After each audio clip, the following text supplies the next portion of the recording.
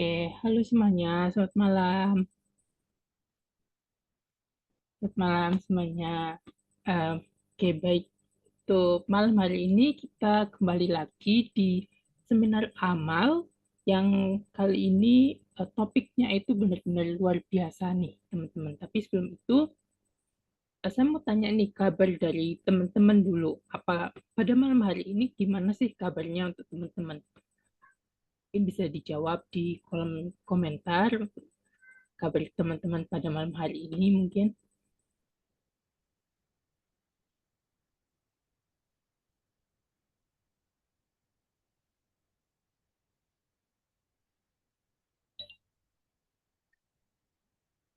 Baik, saya rasa semuanya udah baik aja. Oh ya, terima kasih Kak Ari. Alhamdulillah kalau baik. Nah, eh, baik untuk selanjutnya gini.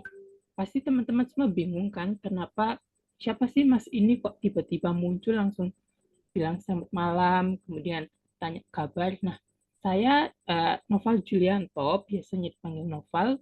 Saya adalah alumni dari TOT KCI batch ke-14 itu. Nah, pada malam hari ini saya akan memandu acara seminar amal yang dilaksanakan hari ini. Itu. Nah, untuk seminar amal hari ini itu sama seperti sebelumnya. Nantinya hasilnya 100% seminar amal ini akan disalurkan pada kegiatan Jumat Berkah untuk yatim dan juga duafa. Itu. Nah, baik kalau begitu karena saya sudah berkenalan juga, kita mungkin langsung aja ke kita langsung aja ke topik kita kali ini pada seminar malam hari ini yaitu adalah self healing, yaitu self healing mengaktifkan inner power untuk menyembuhkan diri sendiri. Nah, topik kali ini itu ada yang benar-benar bagus sekali, luar biasa, dan malam hari ini kita juga udah mendatangkan narasumber yang saya rasa luar biasa begitu karena setiap ada beliau begitu ya rasanya beliau itu akan menjadi pusat perhatian untuk semua orang gitu. Nah, siapa sih beliau ini? Beliau itu adalah motivator nasional, beliau juga hipnoterapi trainer dan juga NLP trainer serta life coach. Nah, life coach ini cocok banget untuk tema kita kali ini pada seminar amal ini yaitu self healing. Baiklah, kalau gitu kita sambut aja untuk narasumber kita malam hari ini yaitu Bapak Joko. Selamat malam, Bapak. Ya, selamat malam, Bagaimana kabarnya, Pak? Noval. Alhamdulillah sehat luar biasa, Kak Noval. Kak Alhamdulillah. Noval sehat selalu, Kak? Alhamdulillah sehat, Bapak. Ya, Alhamdulillah. Oh, posisinya ada di mana nih, Pak? Karena kan Pak Joko ini selalu aktif begitu ya. Iya, ini kebetulan saya hari ini tadi ada agenda di Tulungagung. Jadi kita sekarang ini lagi live dari Tulungagung nih, salah satu kota di Jawa Timur. Karena mulai pagi tadi aktivitas di Tulungagung ini. Itu, Kak Noval. Baik, Pak Joko ini sibuk sekali gitu.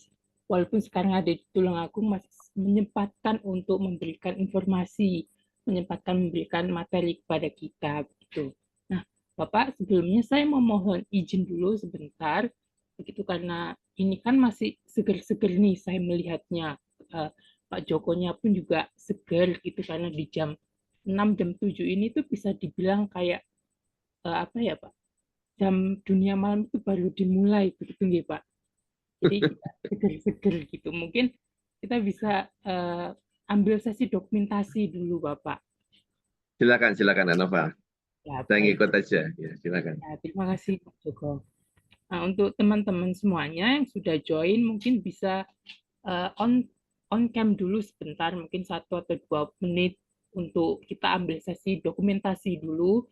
Mungkin bisa dibantu untuk teman-teman yang lain, seperti Kak Ari Mardian, Kak Andrianto, begitu.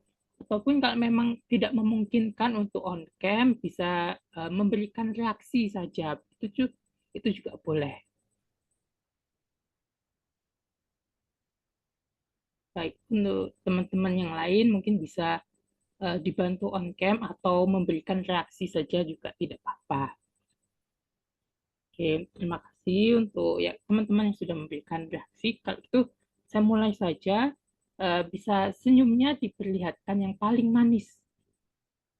Saya hitung satu, dua, tiga.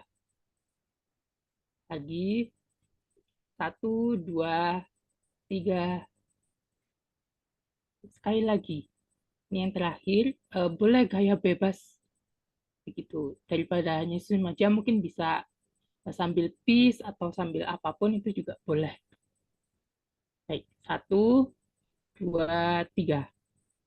Baik, terima kasih untuk teman-teman semua yang sudah menyempatkan on cam dan juga memberikan reaksi. Kalau gitu, untuk teman-teman juga boleh untuk tetap selalu on cam ataupun off cam juga tidak apa-apa. Yang penting semoga informasinya ini bermanfaat. Gitu. Nah, baik, kalau gitu kita bisa langsung saja nih Pak Joko. Mungkin kita teman-teman juga udah pengen tahu masuk apa sih itu kayak self healing gitu. Nah, mungkin saya ingin tahu nih Pak, kan topik sebelumnya di seminar amal itu yang sebelumnya juga udah sangat luar biasa begitu. Nah, untuk yang malam ini apa sih alasannya Pak Joko sendiri untuk mau mengangkat topik self healing ini untuk dibahas begitu, oke Pak? Sapa dulu ya untuk teman-teman semuanya. Bismillahirrahmanirrahim. Assalamualaikum warahmatullahi wabarakatuh. Ya, salam sehat selalu untuk teman-teman semuanya. Ya, selamat malam. Ya, mudah-mudahan semuanya pada malam hari ini diberkahi oleh Allah Subhanahu wa taala. Ya, senantiasa diberikan kesehatan ya yang luar biasa karena tema kita ini berhubungan dengan kesehatan kan, Nova. Jadi kenapa saya mengangkat terkait dengan self healing ini karena kebetulan akhir-akhir ini saya banyak sekali mendapatkan klien-klien terapi ya yang meminta untuk merilis ya terkait dengan sampah-sampah emosi yang itu secara otomatis ternyata berdampak kepada kesehatannya secara fisik gitu ya. Makanya hari ini adalah tema yang sangat luar biasa untuk kita angkat ya karena sejatinya tubuh manusia itu terkoneksi secara sistem baik antara pikiran, ya kemudian jiwa, ya kemudian juga tubuhnya. Jadi kalau misalnya ada sakit tubuh itu pasti juga sangat mempengaruhi pada emosi kita, gitu ya. Nah, emosi kita juga mempengaruhi terkait dengan kesehatan tubuh kita. Nah, tanpa kita sehat, ya maka aktivitas kita juga tidak akan bisa normal, ini. Nah, kalau aktivitas kita secara fisik itu juga membutuhkan fisik, kemudian fisik kita tidak sehat, ya aktivitas jadi tidak normal. Apalagi kalau yang tidak sehat emosinya, yang tidak sehat adalah pikirannya, ini. Nah, maka aktivitas kita juga menjadi tidak normal. Ya.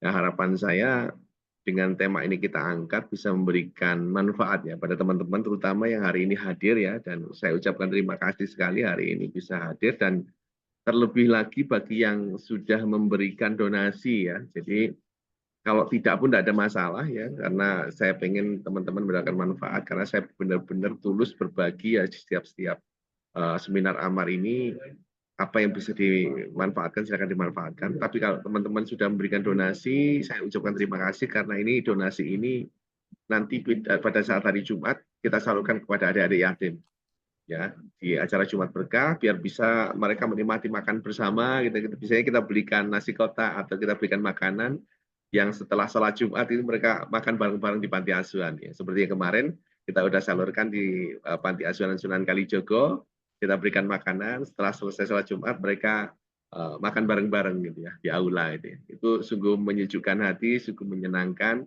Saya ucapkan terima kasih dan manfaat ilmunya teman-teman dapat, ya pahalanya juga dapat. Nah, terutama malam ini kita bahas tentang self healing, bagaimana mengaktifkan inner power, kekuatan di dalam diri agar tubuh kita senantiasa fit. Ya, tubuh kita senantiasa fit, ya sinergi antara pikiran, emosi dan juga tubuh kita. Kira-kira begitu kan Nova. Kenapa kok ini saya angkat karena akhir-akhir ini saya banyak sekali menemukan kasus-kasus yang mungkin ini menjadi salah satu juga yang nanti dirasakan oleh teman-teman dan bisa merilis sampah-sampah yang ada dalam dirinya. Kira-kira begitu.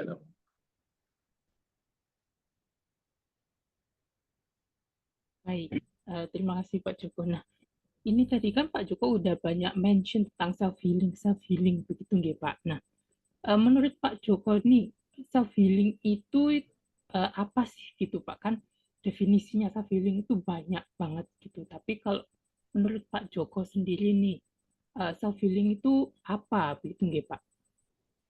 Mungkin untuk menjawab ini ya, saya bisa izin untuk menyampaikan beberapa slide materi ya, yang akan saya tunjukkan pada teman-teman yang sudah hadir di Zoom maupun juga di live streaming YouTube saya ya, terkait dengan bagaimana menjelaskan awal terkait dengan self healing ini.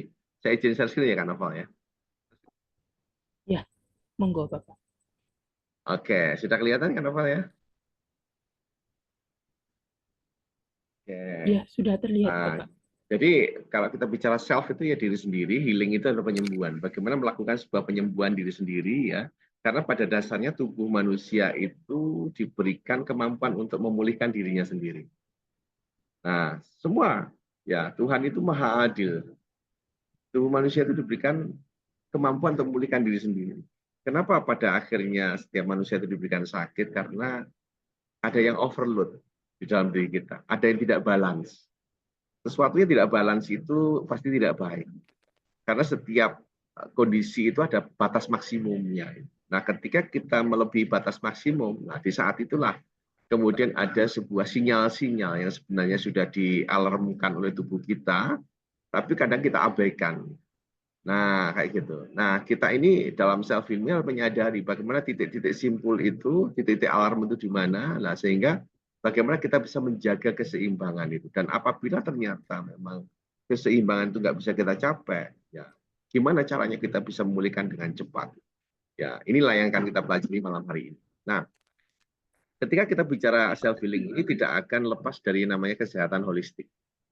Nah, dalam konteks kesehatan holistik ini kita harus memahami bahwa tubuh ini tadi itu adalah satu sistem body tubuh ya, kita ada secara fisik ini ya, itu ya harus sehat secara fisik ya, tapi orang yang dikatakan sehat secara fisik itu tidak bisa dikatakan sehat kalau pikirannya nggak sehat gitu ya. Jadi kadang-kadang kita melihat orang gila itu kan bisa lari kemana-mana gitu kan, bahkan makan sampah pun kadang-kadang nggak sakit ya secara fisik, tapi pikirannya dia sakit, jadi nggak bisa dikatakan orang itu sehat gitu ya. Jadi satu sistem, maka fisiknya dia harus sehat, pikirannya juga harus sehat gitu ya. Nah, pikiran harus sehat itu, ciri khas pikiran sehat itu bagaimana? Nah, pikiran yang sehat itu adalah yang mampu ya merilis terkait dengan hal-hal apapun yang itu menimbulkan kegelisahan, menimbulkan kecemasan, menimbulkan rasa-rasa yang itu di luar standar daripada apa yang dikatakan senang dan bahagia, kira-kira begitu. Jadi apapun stimulus yang itu muncul di dalam kehidupan kita, yang mengganggu pikiran kita, yang membuat emosi kita cenderung negatif, cenderung berekspresikan negatif, itulah yang membuat kita tidak sehat. Nah, bagaimana pikiran mampu untuk membalancing itu sehingga kita tetap bisa berpikir secara positif, berpikir secara energi gitu. Ya, kita bicara kesehatan pikiran seperti itu. Nah, kemudian kesehatan jiwa ini adalah akibat sebenarnya dari pikiran yang tidak sehat tadi. Kenapa? Ketika pikiran-pikiran itu tadi sudah diwarnai sesuatu yang mempersepsikan diri secara negatif, mempersepsikan diri secara buruk, maka otomatis akan mempengaruhi emosi. Ya, kalau pikirannya sendiri sudah negatif, emosinya pasti negatif. Kalau emosinya negatif, ya sikapnya pasti negatif. Sikapnya negatif, perilakunya negatif, maka hasilnya pasti negatif. Itu hukum alam ini. Nah, makanya kesehatan holistik ini menyatukan segalanya antara body, mind, and soul. Ini one system antara tubuh, pikiran, dan juga hati kita itu harus seirama, harus sinergi. Nah, ada kalanya ada kondisi di mana itu tidak sinkron. Mulut kita kadang-kadang mengatakan is okay, aku ikhlas, tetapi sebenarnya hatinya masih dipenuhi dengan rasa sakit hati yang belum bisa dirilis. Oke, aku sudah bisa melupakan, tapi kenyataannya Mas Novel masih mengingat mantannya yang dulu sudah ditinggalkan 3 tahun yang lalu, sehingga nggak bisa move on ini ya.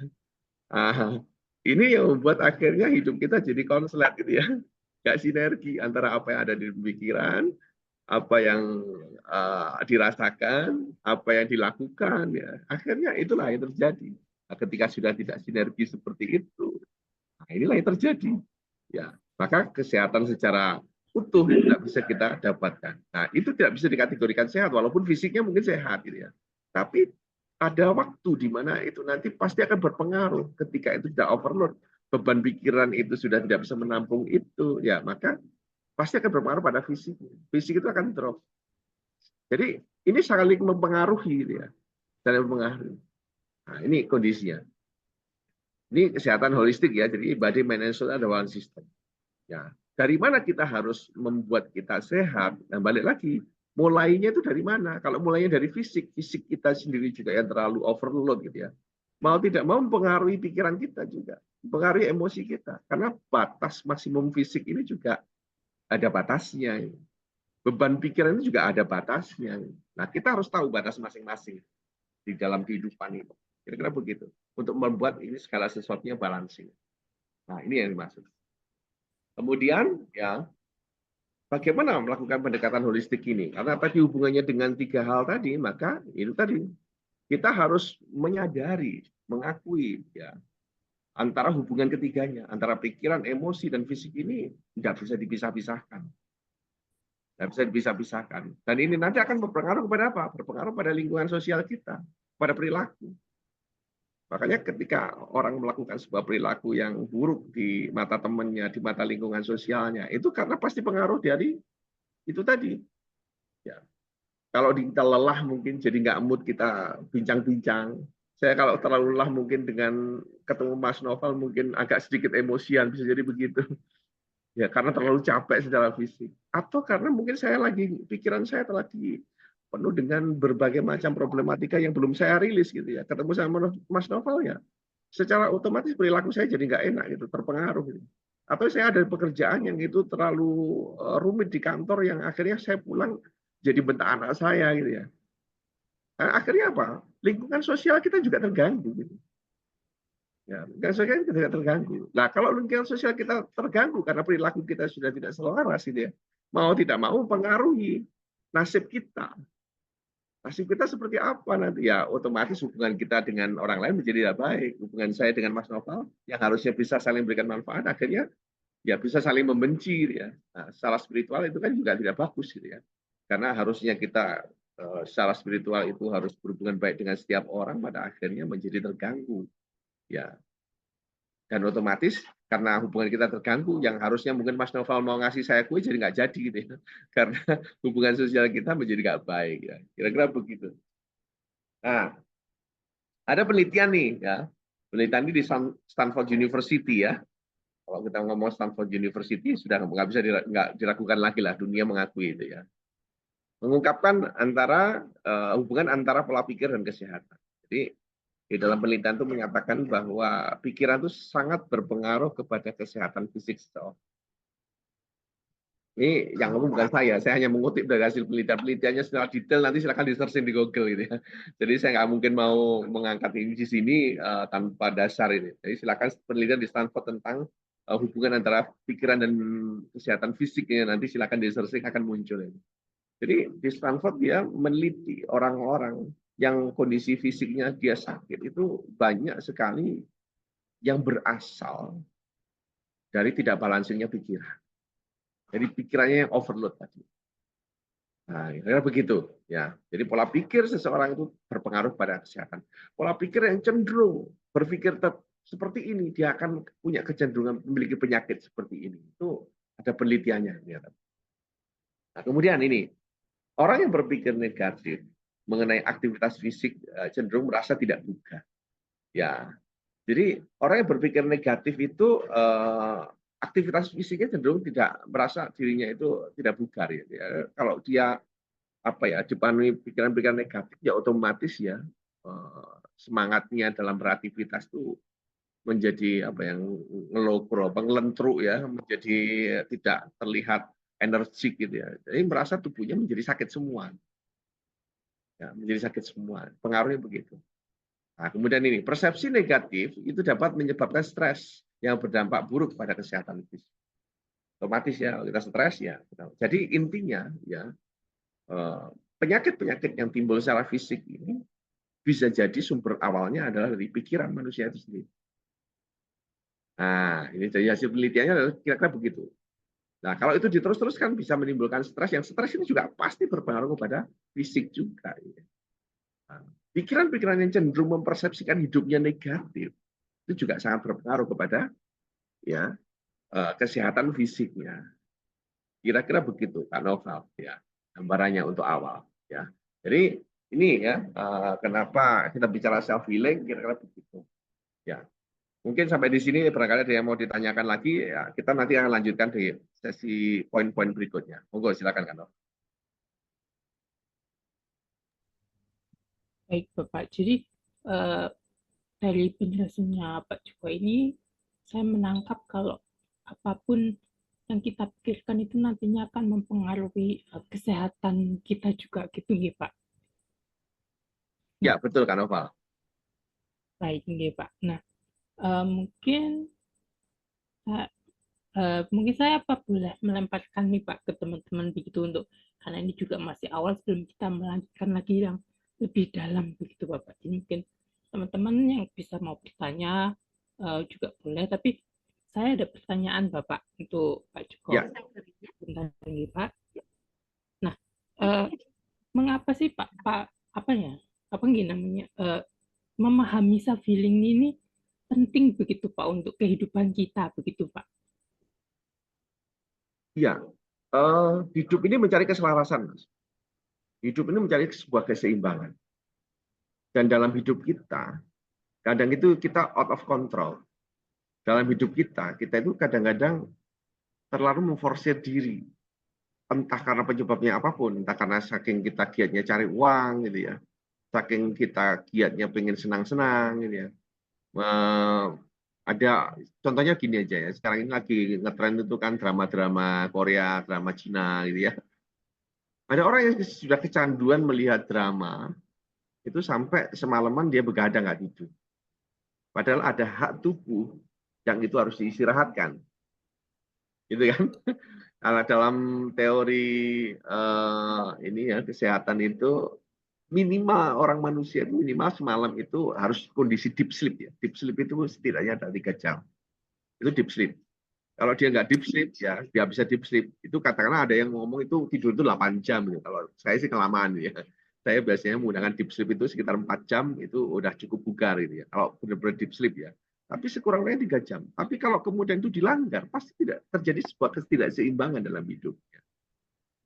Nah, gitu. Nah, maka dari itu kita ini harus bagaimana menjaga balancing itu. Ya, nanti di sesi-sesi berikutnya kita akan bahas itu. Bagaimana teknik untuk self healing itu sendiri agar kita bisa menjaga balancing atau setidaknya ketika kita sudah tidak balance, bagaimana mengembalikan itu. Nah, ini nanti kita akan bicara tentang teknik-teknik bagaimana kalau di dalam agama Buddha itu ngomong ada meditasi gitu ya. Kalau Islam ngomongnya tentang zikir gitu ya.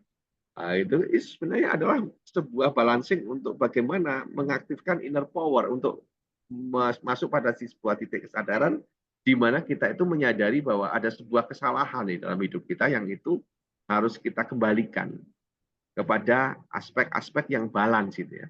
Nah, kalau memang tidak bisa, ya maka ada kondisi yang itu hak-hak itu tetap harus dipenuhi di lain waktu. Ibaratnya harus diganti. Ibaratnya kalau Mas Noval semalam nggak tidur, ya mau tidak mau pagi tidur gitu. Ibaratnya begitu. Karena ketika hak itu tidak terpenuhi, ada batas waktu, itu akan overload. Dan ketika overload, ya udah, mau tidak mau, terjadilah kondisi yang disebut dengan sakit tadi. Nah, bagaimana dalam kondisi sakit? Sakit itu adalah bentuk dari sebuah ketidakseimbangan. Ya, yang namanya tidak seimbang ya harus diseimbangkan kembali gitu ya. Nah, untuk mempercepat ini, kita harus menyadari bahwa ada ketidakseimbangan dalam hidup kita. Harus ditemukan ketidakseimbangannya di mana.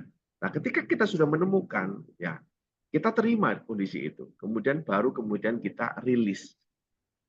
Nah, tekniknya nanti saya akan jelaskan di belakang gitu ya. Nah, tapi titik penyadaran itu enggak. Ibaratnya gini, gimana caranya orang bisa tobat kalau dia nggak pernah menyadari dirinya dosa? Mas Novel nggak pernah merasa dosa. Suruh tobat. Aku tobat apa? Aku nggak dosa. Ibaratnya gitu. Ya kan? Nah, ibaratnya seperti itu. Nah, ini kita minum obat secara fisik itu sebenarnya adalah untuk balancing. Untuk balancing. Nah, cuma dibantu dengan obat. Nah, kalau kemudian sakitnya itu berasal dari pikiran, ya kita balancing pikiran kita. Nah, untuk balancing itu bisa dibantu oleh terapis. Bisa saja dilakukan sendiri kan. Nah, ini saya katakan tadi. Bagaimana self healing itu? Kita mengaktifkan kemampuan kita untuk menyadari keadaan diri kita, ya, merenungi keadaan diri kita, menemukan mana yang tidak balance. Ya, ketika kita sudah menemukan, tobatlah ibaratnya itu. Bernegosiasilah dengan tubuh kita sendiri. Bernegosiasilah dengan pikiran kita sendiri. Terima keadaan ini, kemudian benahi. Gimana caranya yang terbaik? Gimana caranya saya bisa merasa lebih baik? Menjadi lebih baik? Itu yang harus kita jawab. Otomatis dengan pikiran kita bisa berpikir seperti itu, tubuh nanti akan mengikuti dengan sendiri. Nah, gitu, Mas. Jadi itulah sebenarnya sebuah kekuatan inner power yang ada dalam diri kita. Cuma tekniknya nanti sekali lagi teknik kita akan bicara di belakang. Tapi konteks itulah yang kita harus pahami. Tubuh itu akan merespon cara berpikir kita. Sekali lagi, tubuh kita itu akan merespon cara berpikir kita. Nah, Mas Noval punya calon pasangan, kemudian meninggalkan Mas Noval karena selingkuh. Rasanya gimana kira-kira, Mas? Sakit Saya hati. jawab, sakit hati. Ya, sakit hati. Itu normal. Tapi kalau peristiwa itu sudah terjadi 3 tahun yang lalu dan Mas Noval masih sakit hati, ada yang salah dalam hidup Mas Noval. Kalau baru terjadi kemarin atau kemarin lusa, oke lah gitu ya. Nah, banyak orang kemudian peristiwa itu sudah terjadi bertahun-tahun yang lalu, kemudian membuat hidupnya tidak balance, membuat hidupnya sendiri merasa tersakiti selama, seolah dia nggak bisa berbuat apa-apa, seolah habislah ini semua, seolah nggak ada wanita lain, kata Mas Noval begitu. Ya, sehingga tidak membuka diri untuk peluang kepada wanita yang lain. Aku sudah terlanjur disakiti oleh dia. Apalagi mengatakan oh semua wanita sama aja nanti bakal menyakiti aku gitu ya. Itu kan tidak berada pada titik penyadaran. Dia berada pada kondisi ketidakseimbangan dari waktu ke waktu dan cukup lama. Dan bayangkan ketika itu terjadi, sebenarnya dia sedang sakit. Bisa jadi secara fisik dia melakukan aktivitas itu. Tapi bagaimana rasanya dia melakukan aktivitas di mana pikirannya tidak sehat. Hidupnya nggak akan pernah bahagia. Dan karena hidupnya tidak balance. Nah, kebetulan masih nampung gitu ya. Tapi ketika itu terjadi overload, ya game over sudah. Kita bicara game overnya bisa jadi karena dia sangat stres, depresi, bisa jadi begitu. Atau karena fisiknya terpengaruh, bisa jadi terjadi nanti keakibatnya kena psikosomatis, kemudian apa namanya mahnya ya akut kena akutnya, tersangkut ya akut sampai akhirnya mungkin harus masuk rumah sakit atau mungkin karena kondisi tertentu yang akhirnya dia harus masuk IGD dan sebagainya karena pengaruh itu tadi. Belum lagi kalau timbul yang masalah benci, benci kepada setiap wanita, benci kepada dirinya sendiri kenapa dia harus ditolak, benci kenapa dia harus begini itu, dan itu dipelihara bertahun-tahun. Hidupnya tidak balance. Nah, kembali pada titik penyadaran. Apapun kejadian itu terima dulu. Salahnya di mana? Nah, ketika kita sudah menemukan titik ketidakseimbangan itu, kembalikan balance. Gitu. Jadi orang berada pada titik itu kalau kita bicara kurva itu ini titik nolnya di sini. Kadang-kadang kita di -1. Tapi kita sadari kita sedang di -1. Segera kembalikan nol. Karena kalau ini dibiarkan bisa -1, -2, -3, -4 gitu. Saya nggak tahu titiknya nanti di mana. Bisa jadi dia game overnya di titik -7 gitu. Pada saat di titik -7 ya orang akan cenderung mulai punya pikir yang itu mungkin aneh ya, berpikir yang menurut dia itu normal tapi bagi orang lain tidak normal kayak gitu ya. Itu Mas Noval ya gambarannya. Jadi sekali lagi tubuh itu akan merespon cara berpikir Anda Oke, ya. baik Bapak. Kira-kira begitu.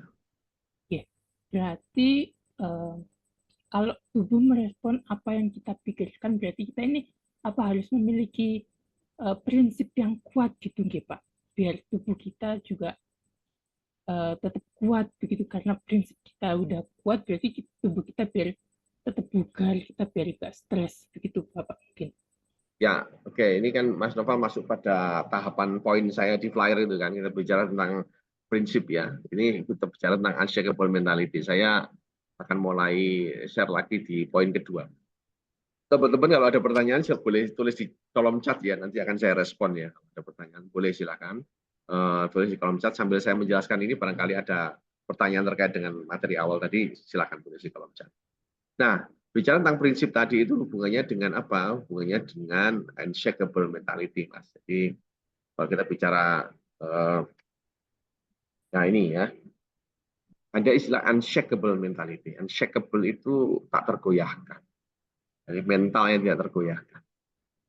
Nah, manusia itu cenderung memiliki prinsip yang kuat ya terhadap sesuatu. Itu pasti punya, nah, pasti punya. Gak mungkin tidak. Cuma dalam hal apa gitu ya, dalam hal apa ya gitu ya. Tapi manusia juga punya sebuah prinsip yang tidak terlalu kuat juga dalam hal apa, nah, gitu. Nah, prinsip yang kuat, nah ini ya, prinsip yang kuat yang dimiliki seseorang itu cenderung umumnya itu memiliki alasan yang irasional. Ya, irasional. Kayak gitu. Kok bisa begitu? Orang mencintai itu alasannya irasional. Karena abstrak. Mas Novel percaya kepada Tuhan itu irasional. Kalau nanti dirasionalkan, gak nutut gitu. Makanya orang-orang yang memiliki prinsip yang kuat itu didukung oleh pemikirannya sendiri, ya sehingga apabila itu sebenarnya diterjemahkan itu bisa jadi irasional. Semakin irasional semakin kuat. Orang percaya terhadap dukun, terhadap klenik itu irasional, tapi kuat. Dia percaya bahwa dukun itu sakti. Ya, padahal dia nggak pernah melihat kesaktian dukun itu secara langsung. Tapi dia percaya dikasih jimat oleh dukun. Tapi ada orang yang percaya bahwa ayat ini ketika saya baca menenangkan hati saya. Ya, dan dia rasakan itu. Itu juga irasional. Kenapa? Karena orang lain belum tentu baca ayat yang sama, merasakan hal yang sama. Gitu ya. Ya. Ini balik lagi seperti ini. Jadi ini umumnya prinsip yang kuat itu ya memiliki alasan yang irasional. Karena ketika itu dirasionalkan dan bisa dirasionalkan, maka menjadi tidak kuat lagi. Kenapa? Karena itu sudah bisa diilmiahkan. Sudah bisa dijelaskan secara ilmiah. Sudah bisa dijelaskan secara data. Sehingga ketika ada data yang jauh lebih kuat, ya patahlah dia.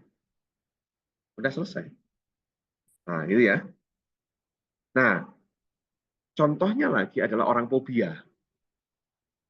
Pas Novel pernah tahu orang fobia. Contohnya fobia ulat bulu misalnya, cicak, Ulat binatang gimana? tertentu. Pernah tahu nggak orang fobia tertentu?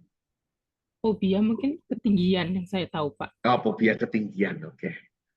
Ya, ketika Mas Novel berada di ketinggian bersama orang yang fobia ketinggian, ya terlihat rasional atau irasional, Mas? Rasional, Bapak. Rasional atau irasional? Lebih kelihatan yang mana? Kalau misalnya Mas Novel berada di ketinggian, Mas Novel nggak takut. Kok dia takut? Sementara di sini ada 10 orang, 9 orang tidak takut. Dia sendiri takut. Berarti dia cenderung irasional atau rasional? Irasional. Irasional. Ada orang fobia ulat bulu. Kelihatan ulat bulu, dia lari sambil teriak-teriak. Padahal di situ ada 20 orang berkumpul, dan yang teriak-teriak hanya dia. Rasional atau irasional? Irasional. Irasional. Karena dia membayangkan, dia punya prinsip yang kuat bahwa ulat bulu itu bakal menyakiti dia. ulat bulu itu bakal nantinya bisa membunuh dia, bisa jadi begitu. Saya pernah bertanya kepada orang yang punya fobia cicak. Ya, saya bertanya, lebih bahaya mana orang? Lebih bahaya mana antara cicak dan buaya? Jawabannya apa kira-kira, Mas? Orang yang fobia cicak. Cicak. Cicak, betul. Lebih bahaya mana kucing sama harimau? Orang yang fobia kucing, dia akan menjawab kucing. Itu yang saya maksud ya. Ya. Nah, yang jadi masalah adalah prinsip ini sangat sulit untuk dirubah. Cenderung menolak jika ada pandangan lain atas hal tersebut. Mas Novel katakan, loh, ya pasti lebih bahaya harimau dong daripada kucing. Dia akan nolak itu. Lebih bahaya buaya dong daripada cicak. Dia akan nolak. Itu unshakable mentality. Prinsip yang kuat. Nah, masalahnya adalah unshakable mentality itu bisa sayap kiri dan bisa sayap kanan. Ada unshakable mentality, prinsip yang tidak tergoyahkan yang mendorong dia kepada perilaku yang cenderung negatif. Cilaka kan hidup kita. Udah salah, ngotot. Udah salah, dibenerin nggak mau. Udah nggak manfaat hidupnya, menyiksa diri sendiri, dinasihatin nggak mau. Cilaka nggak? Itu yang saya maksud. Nah, gimana caranya kita ini memiliki mental yang tidak tergoyahkan, tapi positif. Positif membuat hidup kita positif, membuat hidup kita manfaat, membuat hidup kita berdaya, itu harusnya. Nah, sekarang kita harus lihat apa prinsip-prinsip apa yang kita miliki secara kuat di dalam diri kita yang cenderung mendorong kita itu berdaya. Pertahankan itu. Mana prinsip-prinsip dalam hidup kita yang cenderung membuat kita tidak berdaya atau mengarahkan kita pada kehidupan yang cenderung negatif, yuk kita paksa untuk kita rilis itu.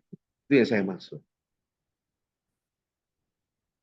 Balik lagi ke titik penyadaran tadi. Karena ketika itu masih dipegang sebagai sebuah kebenaran, ya sulit untuk dirubah.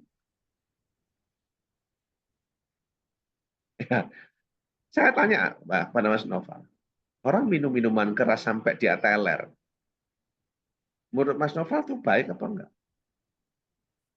Menurut saya itu nggak baik. Enggak baik. Bagi orang yang mendem tadi itu baik enggak? Baik. Baik. Nah, bayangkan kalau itu, prinsip itu buat saya mabuk juga pakai uang-uang saya sendiri, yang mabuk juga saya nggak mengganggu orang lain, apa urusannya? Dia pegang itu. Tubuhnya jadi rusak, keluarganya jadi hancur. Uang yang dia pakai susah payah tidak dimanfaatkan untuk hal yang lebih manfaat, tapi hanya dipakai untuk mabuk. Dinasihatin tidak mau. Dinasihatin susah. Ya kan? Berapa banyak prinsip-prinsip yang kita miliki yang kayak gitu dalam hidup kita yang seharusnya dirilis tapi kita rilis. Itu membuat hidup kita tidak berdaya. Tangkap ya maksud saya ya. Nah yang berdaya ya udah lanjutin. Yang ini loh yang tidak berdaya ini. Karena ketika itu nanti dikasih alasannya jadi irasional, tapi itu cukup kuat. Nah ini yang disebut dengan mental block. Nah jadi kaitannya dengan self healing tadi apa? Ya itu tadi balik lagi bahwa titik penyadaran itu kita harus merilis prinsip-prinsip itu juga membuat kita tidak seimbang kan dalam hidup kita. Kita harus rilis itu. Rilis. Ya. Hal-hal yang menyangkut prinsip-prinsip yang cenderung mengarahkan pada sayap kiri tadi juga gitu. Gitu. Itu Mas Nova ya. Itu yang saya maksud. Oke, nangkep ya. Nangkep Bapak. Oke, itu maksudnya prinsip yang tidak tergoyahkan kayak gitu Mas. Jadi balik lagi prinsip mana dulu ini yang kita harus ini ya. Prinsip yang kiri atau kanan gitu. Ya, Nangkep ya.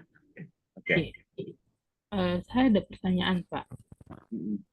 em, faktor yang mempengaruhi gitu, faktor-faktor gitu yang mempengaruhi terbentuknya unshakable mentality gitu. Jadi kayak apa sih yang bisa saya lakukan biar saya membuat prinsip saya nggak tergoyahkan begitu, Bapak. Jadi kalau kita bicara faktor yang mempengaruhi itu ya pasti dari pengalaman hidup. Bagaimana kita bisa menerjemahkan pengalaman hidup ini menjadi sebuah belief ya, persepsi yang itu akhirnya menjadi belief. Contohnya tadi misalnya gini, Mas Noval pernah ditinggalkan orang yang dicintai sekali, gitu ya. Kemudian hampir berhasil melupakan, ketemu lagi yang kedua, ditinggal lagi. Gitu.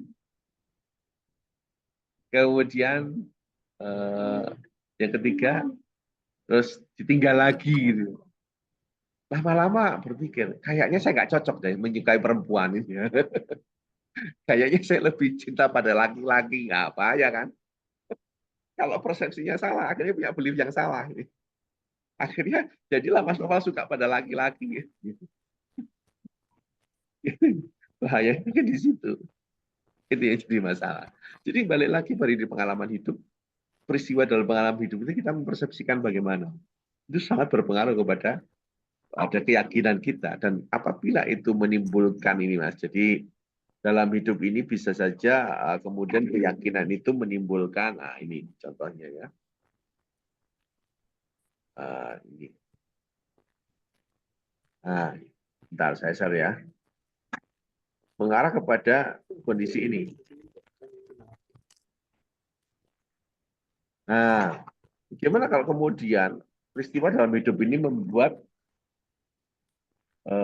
menjadikan kita akhirnya muncul kebencian, dendam, kedengkian.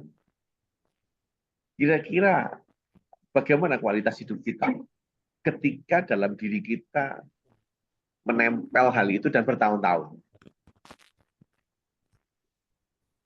Kita benci kepada seseorang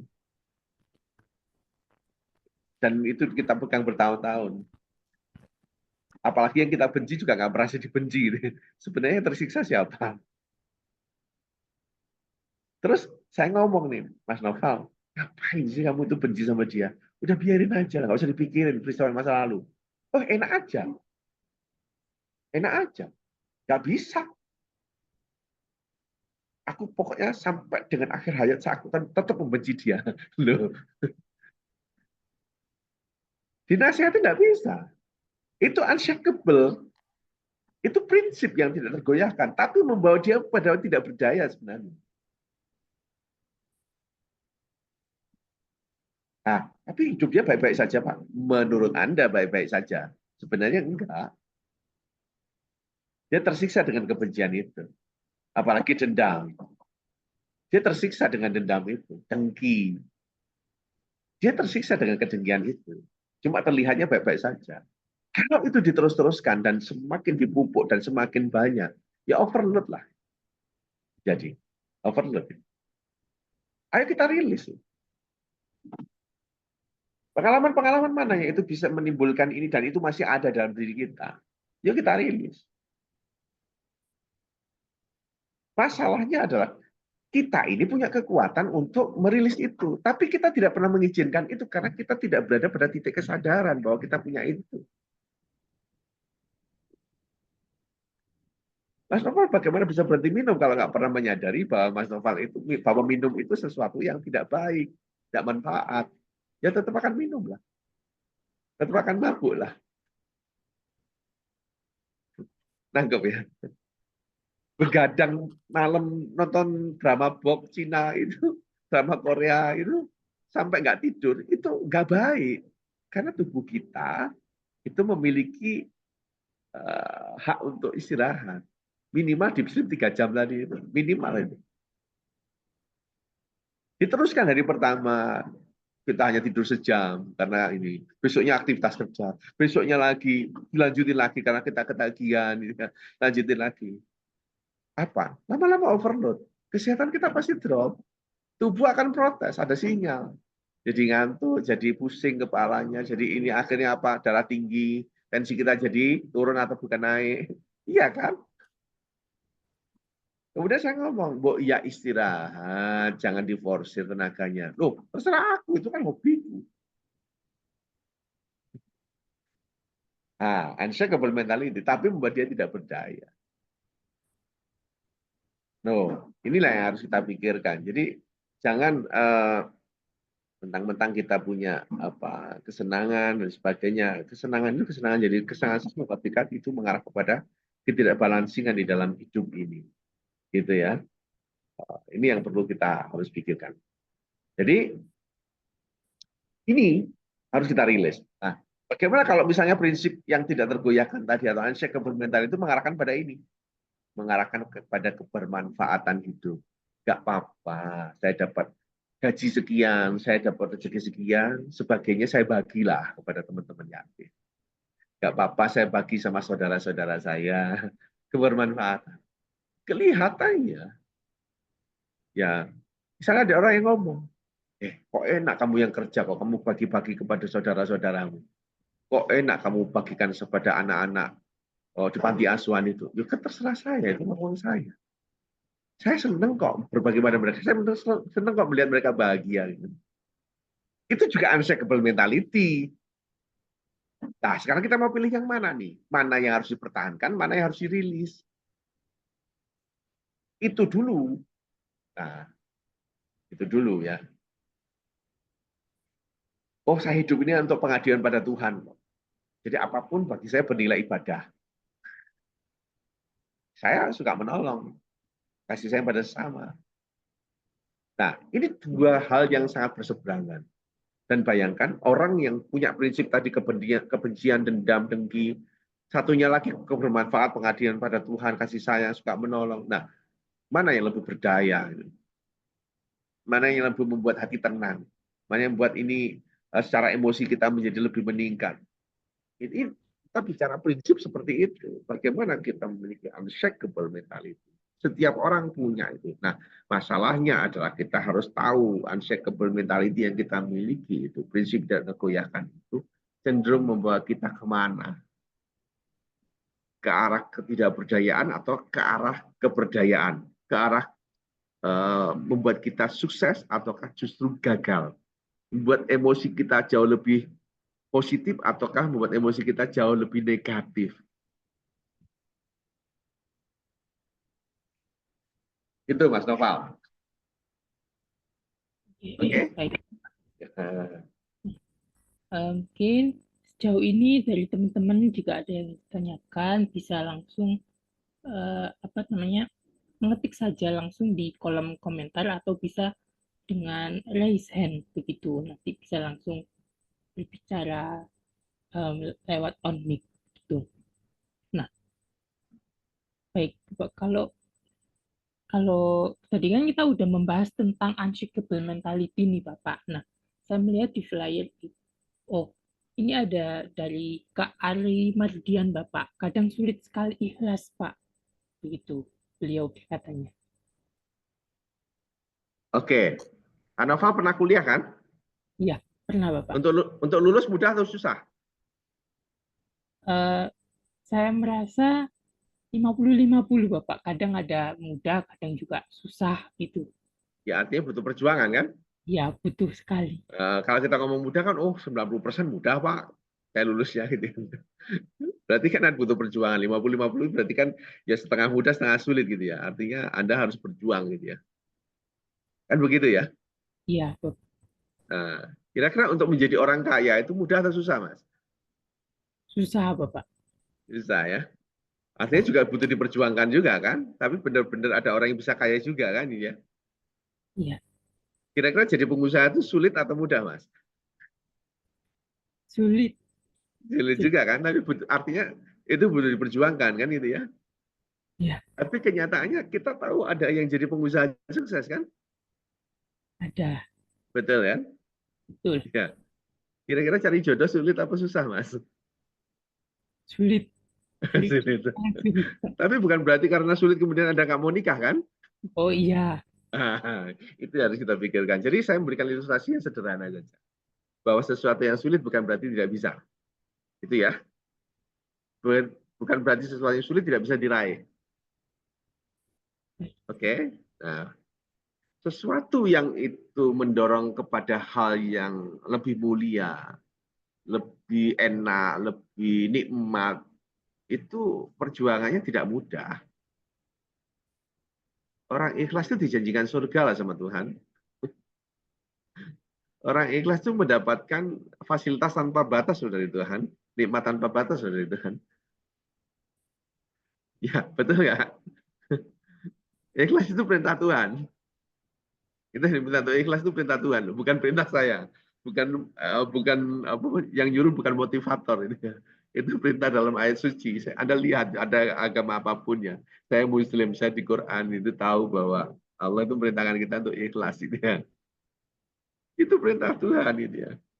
Anda yang beragama Kristen cari di Injil pasti akan ada orang diminta apa namanya untuk ikhlas itu ya. Ada cari itu. Pada kondisi itu ketika kita bisa ikhlas itu janji Tuhan itu tanpa batas. Nikmatnya luar biasa. Nah, sekarang Anda bisa bayangkan itu. Kenapa ini sulit? Karena di balik kesulitan itu ada nikmat yang luar biasa. Kenapa jadi pengusaha itu sulit? Karena ketika Anda jadi pengusaha seperti saya, Anda nggak terima gaji memang, tapi Anda bisa menggaji orang lain dan Anda memiliki time apa ya, waktu yang lebih fleksibel dibandingkan Anda ketika bekerja diatur oleh orang lain. Tapi mencapai kondisi itu tidak mudah. Bahkan tuh, Anda cari kerja juga nggak mudah gitu. Saingan Anda banyak. Gitu. Tapi ketika Anda berhasil mencapai itu, ada kenikmatan, Anda bisa digaji, dapat duit gitu. Artinya segala sesuatu yang diraih dengan sulit, di balik itu ada kenikmatan yang luar biasa. Oke. Tapi bukan berarti sulit itu tidak bisa. Nah, Mas Noval tadi sudah menjawab. Cari jodoh sulit apa mudah, Mas? Mas Noval ngomong sulit. Tapi bukan berarti Mas Noval nggak mau menikah, kan? Mau menikah. Artinya walaupun sulit harus ditempuh. Ikhlas itu adalah perintah Tuhan. Jadi walaupun sulit, tetap harus ditempuh. Kenapa kita kok sulit ikhlas? Karena kita merasa memiliki. Karena kita berekspektasi terlalu besar. Kita berusaha mengatur takdir Tuhan. Kita berusaha mengatur hidup kita ini seolah-olah sesuai dengan harapan kita. Pertanyaannya adalah apakah semua harapan kita bisa terwujud 100%? Jawabannya udah jelas enggak. Kita ini harus menyiapkan diri kita untuk memperoleh apa yang kita inginkan, sekaligus juga mempersiapkan diri apabila keinginan kita tidak bisa terwujud. Sehingga ketika kita mendapatkan sesuatu yang kita inginkan, kita juga ikhlas menerima kenyataan itu kan, kenyataan bahwa kita sukses mendapatkan apa yang kita inginkan, gitu ya. Tapi ketika kita tidak mendapatkan apa yang kita inginkan, kita juga harus ikhlas menerima kenyataan bahwa itu belum kita bisa dapatkan. Nah, kita kan pengennya enaknya aja. Kalau kita mendapatkan apa yang kita inginkan, kita ikhlas. Gitu ya. Kalau nggak dapat yang kita inginkan, kita nggak ikhlas. Masa hidup begitu? Namanya juga nggak balance, gitu kan? Ya, gitu kan? Atau berekspektasi terlalu tinggi. Mas Noval pengen menikahi happy asmara. Gitu ya. Kan ekspektasinya terlalu tinggi kan, Mas. Akhirnya ketika asmara nggak mau dinikahi Mas Noval akhirnya stres, jadi gila gitu. Itu kan karena ekspektasinya terlalu tinggi, kita menjangkau impiannya di awang-awang. Nah, itulah kenapa kalau kita sulit ikhlas, karena yuk kita kembali kepada diri kita. Jangan-jangan ekspektasi kita yang terlalu tinggi. Jangan-jangan kita mengatur takdirnya Tuhan. Jangan-jangan kita nggak adil pada diri kita sendiri. Kita siap menerima dengan ikhlas kenyataan yang menguntungkan kita, seolah-olah menguntungkan kita. Kita persepsikan itu baik karena sesuai dengan harapan kita. Dan kita tidak mau menerima kenyataan bahwa ternyata apa yang kita inginkan belum bisa dipenuhi, belum bisa terwujud. Terus kemudian kita jadi stres. Kan nggak balance cara berpikir. Itu jawabannya dari Kak Alia. Iya, baik. Oke. Nah, tadi kan Kak Ali Mardani ini kan ngomong-ngomong sulit tentang ikhlas nih, gitu, Pak. Nah, saya melihat di flyer untuk seminar amal ini tuh ada forgiveness gitu, Pak. Nah, zodiak saya ini itu tipe-tipe kalau saya baca nih, Pak, itu zodiak yang sulit memaafkan. Dia itu pendendam begitu. Nah, kalau menurut Pak Joko ini kenapa nih Pak saya ini kayak sulit memaafkan begitu nih Pak? Ya, ini hanya persoalan persepsi. Orang sulit memaafkan itu karena dirinya merasa bahwa uh, apa ya, bukan berekspektasi ya. Dia merasa bahwa dirinya jauh lebih berharga daripada orang itu. Kalau saya melihatnya begitu. Mas Novel menyakiti saya. Sebenarnya saya nggak pernah bisa melarang Mas Novel untuk tidak menyakiti saya. Saya nggak bisa mengontrol Mas Novel agar senantiasa baik sama saya. Mas Novel mau jahat sama saya, mau baik sama saya, itu nggak sepenuhnya dari Mas Novel. Dan itu berada di kontrolnya Mas Novel. Mas Novel mau membuat teman kerjanya Mas Novel itu jatuh cinta sama Mas Novel atau membenci Mas Novel. Mas Novel nggak bisa mengontrol itu. Itu haknya mereka. Nangkep ya? Nah, ketika ternyata ada orang yang sangat menyukai saya, ya udah, ya itulah yang saya alami, yang saya terima, yang saya kenyataan yang tidak bisa saya pungkiri. Nah, ketika ada orang yang tiba-tiba membenci saya, menyakiti saya, itu juga kenyataan yang tidak bisa saya pungkiri. Ada orang sebaik apapun, Mas, itu pasti ada yang tidak suka.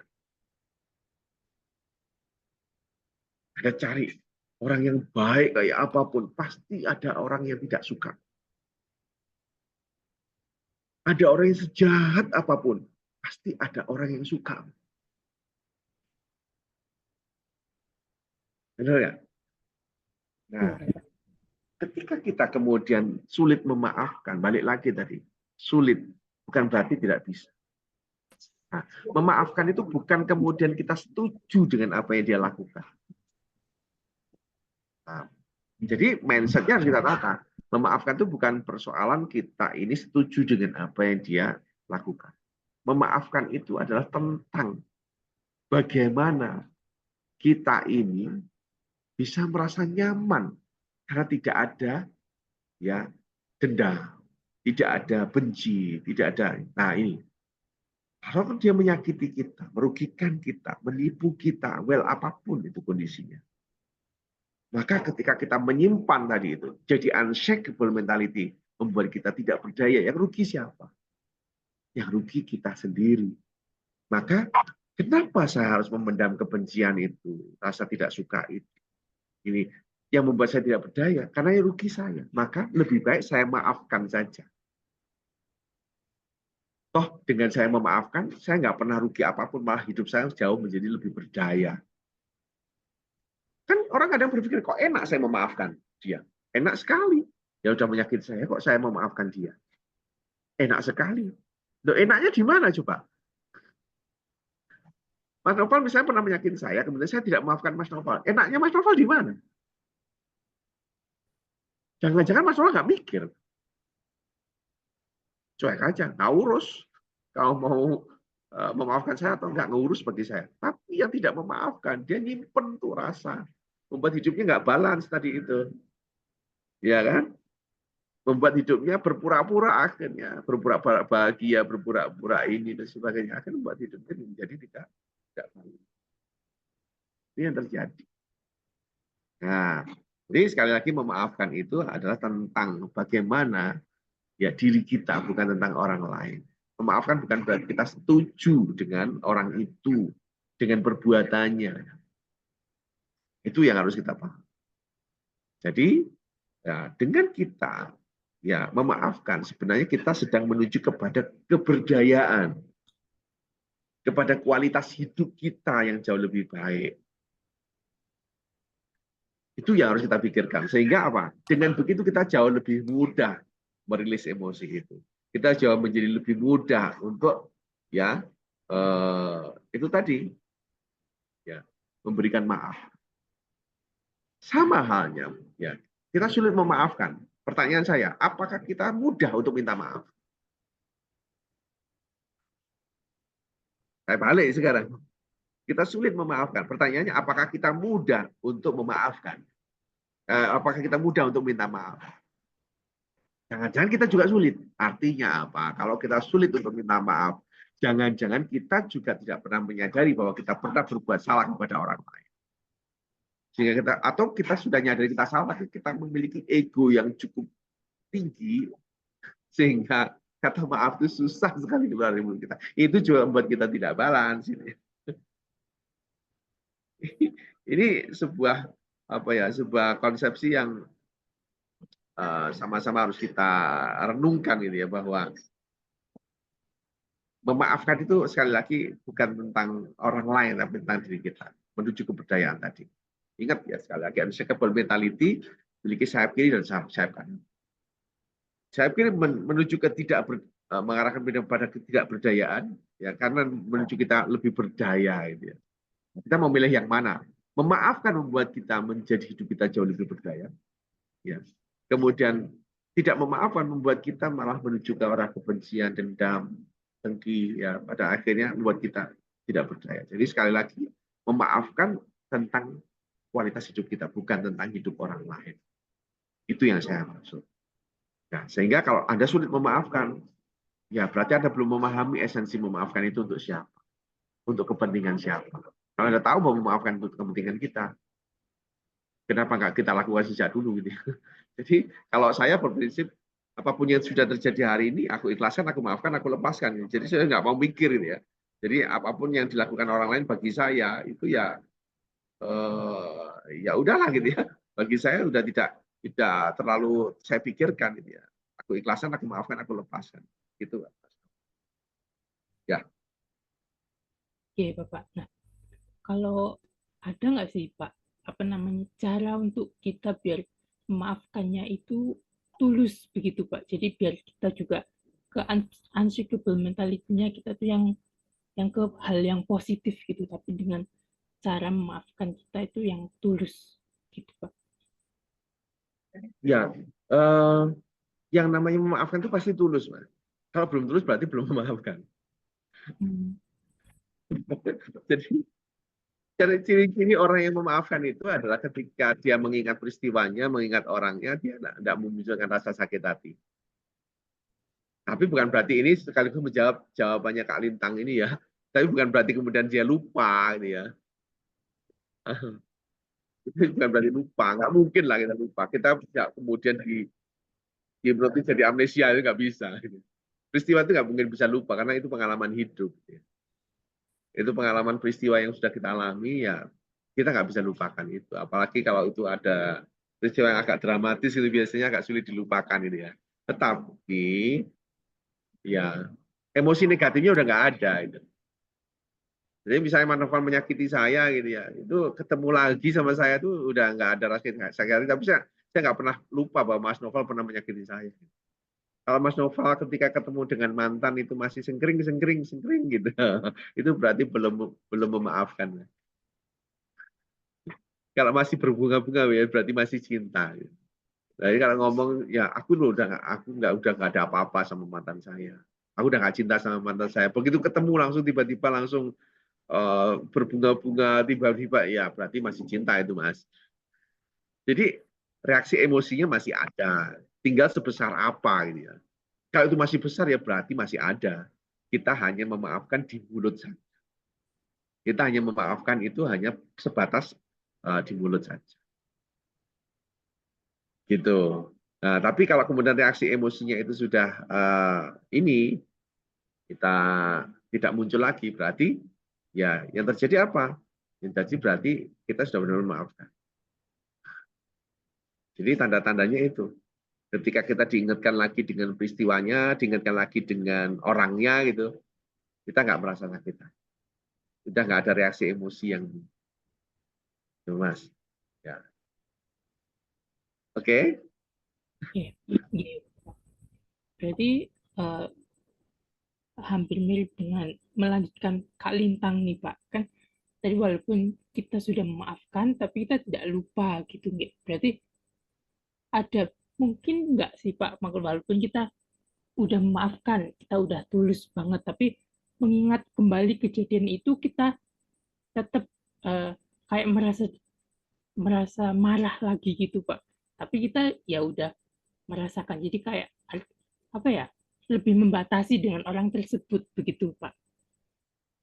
Kalau kita membatasi kemudian tidak mau interaksi sama dia karena memang kita menjaga jangan sampai peristiwa itu terulang kembali, nggak apa-apa.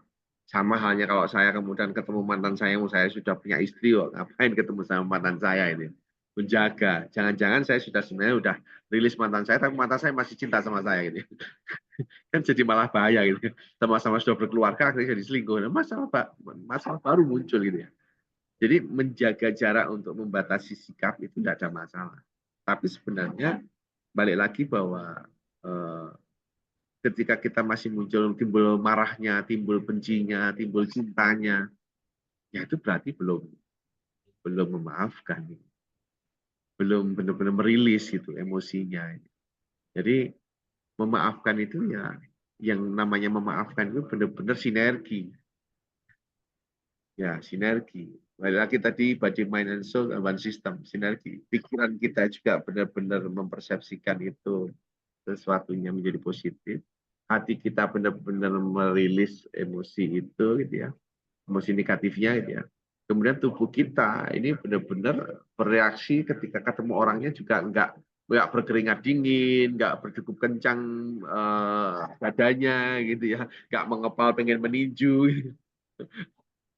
Itu benar-benar terjadi. Tapi kalau misalnya aku udah memaafkan dia kok, begitu ketemu tangan Anda mengepal gini, kapan ya bisa nonjok dia itu? Ya itu berarti belum memaafkan. Balik lagi ke sana. Oke, Ini baik. konteksnya seperti itu, ya, konteksnya seperti itu. Oke, baik Bapak. Ya, Mungkin dari teman-teman jika ada yang ingin tanyakan lagi bisa langsung bertanya di kolom komentar, kolom chat, atau juga bisa raise hand. Nah, baik. Kalau gitu kita lanjut nggih Bapak di selanjutnya em, dari topik-topik yang sudah dibagikan di flyer, mungkin saya akan bertanya ke Pak Joko nih Pak. Untuk saya ini sebenarnya akhir-akhir ini kayak merasa stres gitu Pak, karena mungkin ada tekanan kayak gitu, tapi dari banyak tekanan yang bikin saya stres. Nah, caranya mengelola stres saya ini agar tidak menjadi ke negatif tapi menjadi ke positif, ke hal yang berkualitas, itu bagaimana nih Pak? oke ya, ya punya slide ini. Nah, saya buka dulu ya, Oke, monggo. manajemen stres ini ya.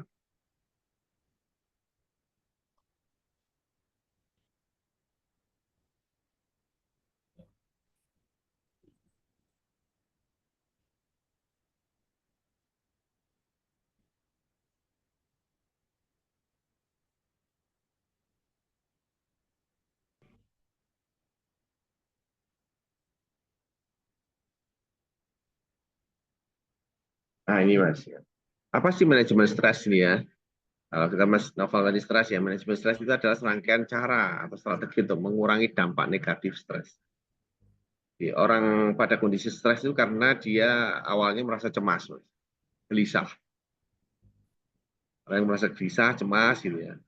Akhirnya diterus-terusin karena kayak nggak bisa merilis itu, akhirnya jadi stres. Nah, ketika stres, dampaknya terhadap apa? Terhadap negatif terhadap tubuh juga, kesehatannya dan sebagainya. Nah, emosinya juga menjadi labil ya. Lama-lama kalau dilanjutin bisa depresi itu. Ya, nah, maka manajemen stres itu adalah mengurangi dampak negatif stres ini dengan apa ya? Itu tadi menjaga balik lagi di awal bagaimana kita membalancing kembali ke titik nol. Ya, membentuk sebuah ketahanan dan kemampuan mengatasi stres sehingga tidak merasa kewalahan dan berujung pada masalah kesehatan itu ya, seperti yang ditulis. Nah, gimana caranya? Ya, ini kita harus bisa mampu memisahkan waktu untuk kehidupan pribadi dan pekerjaan. Yang membuat kita stres apa nih? Yang membuat kita stres keluarga loh. Kenapa keluarga membuat kita stres? Itu kan tahu kan duduk persoalannya di mana. Ya, kok bisa keluarga membuat stres? Karena biasanya orang stres di pekerjaan itu larinya ke keluarga itu untuk balancing, untuk balancing. Nah, gitu kan? Artinya mencari sebuah apa ya, sebuah balancing gitu ya. Wah, pekerjaan buat saya stres ya. Begitu pulang ke rumah, stres rilisnya terjadi gitu ya. Akhirnya menjadi yang kemarin mungkin emosi jadi -1 gitu ya. Itu kembali ke titik nol gitu ya. Besoknya kembali kerja menjadi semangat lagi gitu ya. Gitu. Atau ya yang membuat saya bukan pekerjaan, mungkin teman kerja gitu ya. Nah, teman kerja yang buat stres itu kan pasti ada teman kerja juga yang membuat Anda tidak stres atau mendukung Anda gitu ya. Balancingnya di situ juga balik lagi. Jadi balik lagi bahwa pertama ini pisahkan waktu antara kehidupan pribadi dan pekerjaan. Ada kondisi-kondisi itu nggak melulu kita ngomong kerjaan, tapi yang ngomong kadang-kadang ya waktu pribadi, kadang-kadang butuh me time juga gitu ya. Itu kondisinya begitu. Ada family time, ya, itu juga bisa dilakukan. Kan? Miliki quality time dengan orang yang spesial atau yang disayangi. Saya tidak tahu orang yang disayangi Mas Noval itu apa. Itu rilis, stress rilis. Karena banyak faktor yang membuat Mas Noval itu bisa stres. Tapi stress rilisnya pasti ada. Nah, kemudian punya penyaluran hobi. Kadang-kadang kita mancing seharian. Gitu ya. Bagi orang lain tuh ngapain, mancing, ikan ditungguin. Gitu. Tapi itu bisa stress rilis. Pada kondisi titik saya jenuh, mungkin saya nonton film. Gitu ya. Nonton film Spider-Man, Marvel, DC atau apa, ya ngajak anak misalnya begitu. Itu kalau itu hobi nonton itu menjadi stress release. Nonton bola ini ya atau apapun. Ya, bersepeda goes itu juga stress release. Nah, itu. Nah, ini belajar relaksasi dengan ya belajar relaksasi. Relaksasi itu tadi ada meditasi, ada zikir, ya, ada kemudian masuk ke dimensi gelombang di mana kita bisa tenang. Kita mungkin istilahnya islah ya, menyendiri gitu ya. Kalau orang muslim mengajarkan itu suruh itikaf gitu ya, suruh dzikir ya. Kalau Buddha mengajarkan yuk meditasi di mana melebur ke alam gitu ya. Mungkin mendaki gunung, sana sepi ya dan sebagainya. Nah, itu adalah salah satu teknik relaksasi. Nah, kemudian reframing. Nah, reframing ini adalah melihat dari sudut pandang yang berbeda dari setiap masalah yang muncul. Karena stres itu sendiri pasti punya penyebab. Nah, kita harus memandang dari aspek yang berbeda, dari sudut pandang yang berbeda. Jangan memaknai dari makna yang membuat kita stres. Nah, itu isinya. Nah, ini bisa juga diikuti dengan pelatihan-pelatihan NLP ya. Kalau Anda ikut pelatihan-pelatihan kan diajarkan teknik-teknik bagaimana stress release itu bisa terjadi. Nah, itu banyak di pelatihan NLP. Tapi nggak mungkin saya bahas di sini. Nah, itu cukup panjang ya. Tapi intinya itu yang harus kita lakukan ya untuk apa namanya stress release. Dan tentunya kita tetap harus menghadapi ya penyebab stres itu sendiri jangan lari dari kenyataan tapi tetap penyebab stresnya tetap harus dihadapi. Tapi menghadapinya jauh lebih tenang kalau kita sendiri sudah punya penyaluran tadi itu. Kita punya apa aktivitas yang membuat kita bisa stress release itu. Sehingga kita menghadapi masalahnya itu benar-benar lebih tenang, lebih berdaya tadi itu. Memandangnya lebih dari sudut pandang yang lebih positif. Sehingga benar-benar kita bisa menyelesaikan dengan lebih smart. Itu Mas Noval. Kita bicara stres ya. Dan mulainya dari tadi itu kita bicara mulai dari cemas tadi, gelisah awalnya begitu. Itu pasti lama-lama kalau nggak dirilis ya akan menimbulkan stres ya. Iya, baik Pak. Berarti kalau gangguan kecemasan saya, kayak itu kegelisahan saya ini harus diriliskan begitu nggih Pak, agar saya juga stresnya ini bisa terus hilang kayak gitu nggih Pak. Iya, jadi sebenarnya gini loh, prinsip dalam konteks kalau kita ngomong dari awal tadi kita bicara self healing itu kita harus memulai dengan sebuah self acceptance ya. Jadi bagaimana kita bisa menerima diri. Ya, nah, jadi kalau kita bicara ini sudah mulai ya, kita masuk ke arah lebih menjurus ke teknik ya. Kegelisahan dan sebagainya itu hanya sebuah apa ya, sebuah tahapan awal. Jadi urutannya kan kita bicara dari tadi itu cemas, gelisah, kemudian larinya ke stres, stres itu depresi, depresi dilanjutkan ya gila mas. Nah, semua itu nanti dampaknya ke fisik pasti, fisik. Stres Anda lanjutkan, pasti tubuh Anda bermasalah. Bisa jadi Anda kena psikosomatis, ya, bisa jadi nanti Anda mengalami gangguan tidur, Anda akan mengalami banyak hal ini, kan berpengaruh pada fisik. Ya. Tubuh Anda menjadi gak fit, gampang sakit, mudah terserang virus, ya. Itu karena itu tadi pikiran-pikiran yang tidak Anda rilis dari awal. Stress rilisnya itu nggak Anda cari. Ini yang terjadi. Nah, pertama ketika kita bicara self healing itu kita harus masuk dulu kepada self acceptance. Jadi penerimaan diri. Kalau saya masuk aja ke slide itu Pak ya. Materinya self acceptance itu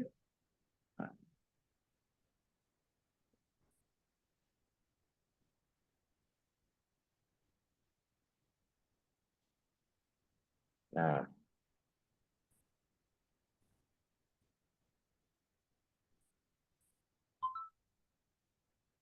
ini Mas, self acceptance.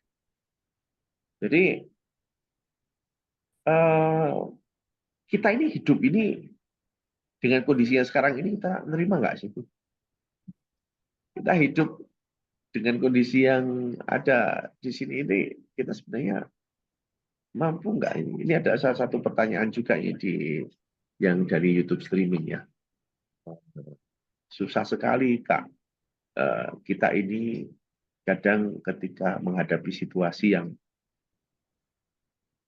menyangkut kondisi yang masa lalu yang ini ya, apa ya, masa lalu yang sangat rumit lah kira beliau mengalami seperti itu untuk menerima keadaan itu dan sampai sekarang belum bisa melepaskan. Nah, balik lagi tadi ya, kita balik ke self acceptance.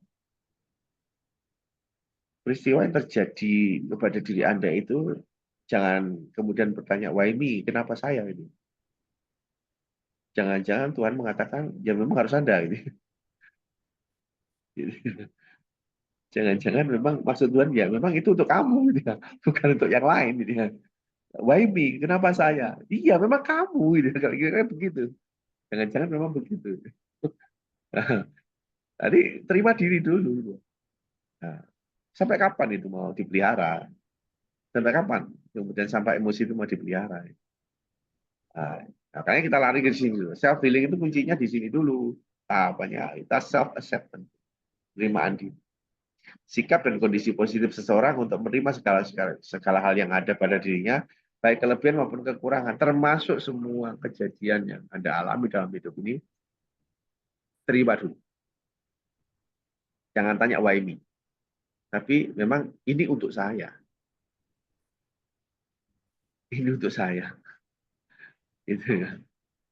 Dan inilah amanah untuk saya. Jadi itu kondisi. Nah, ini kita pahami.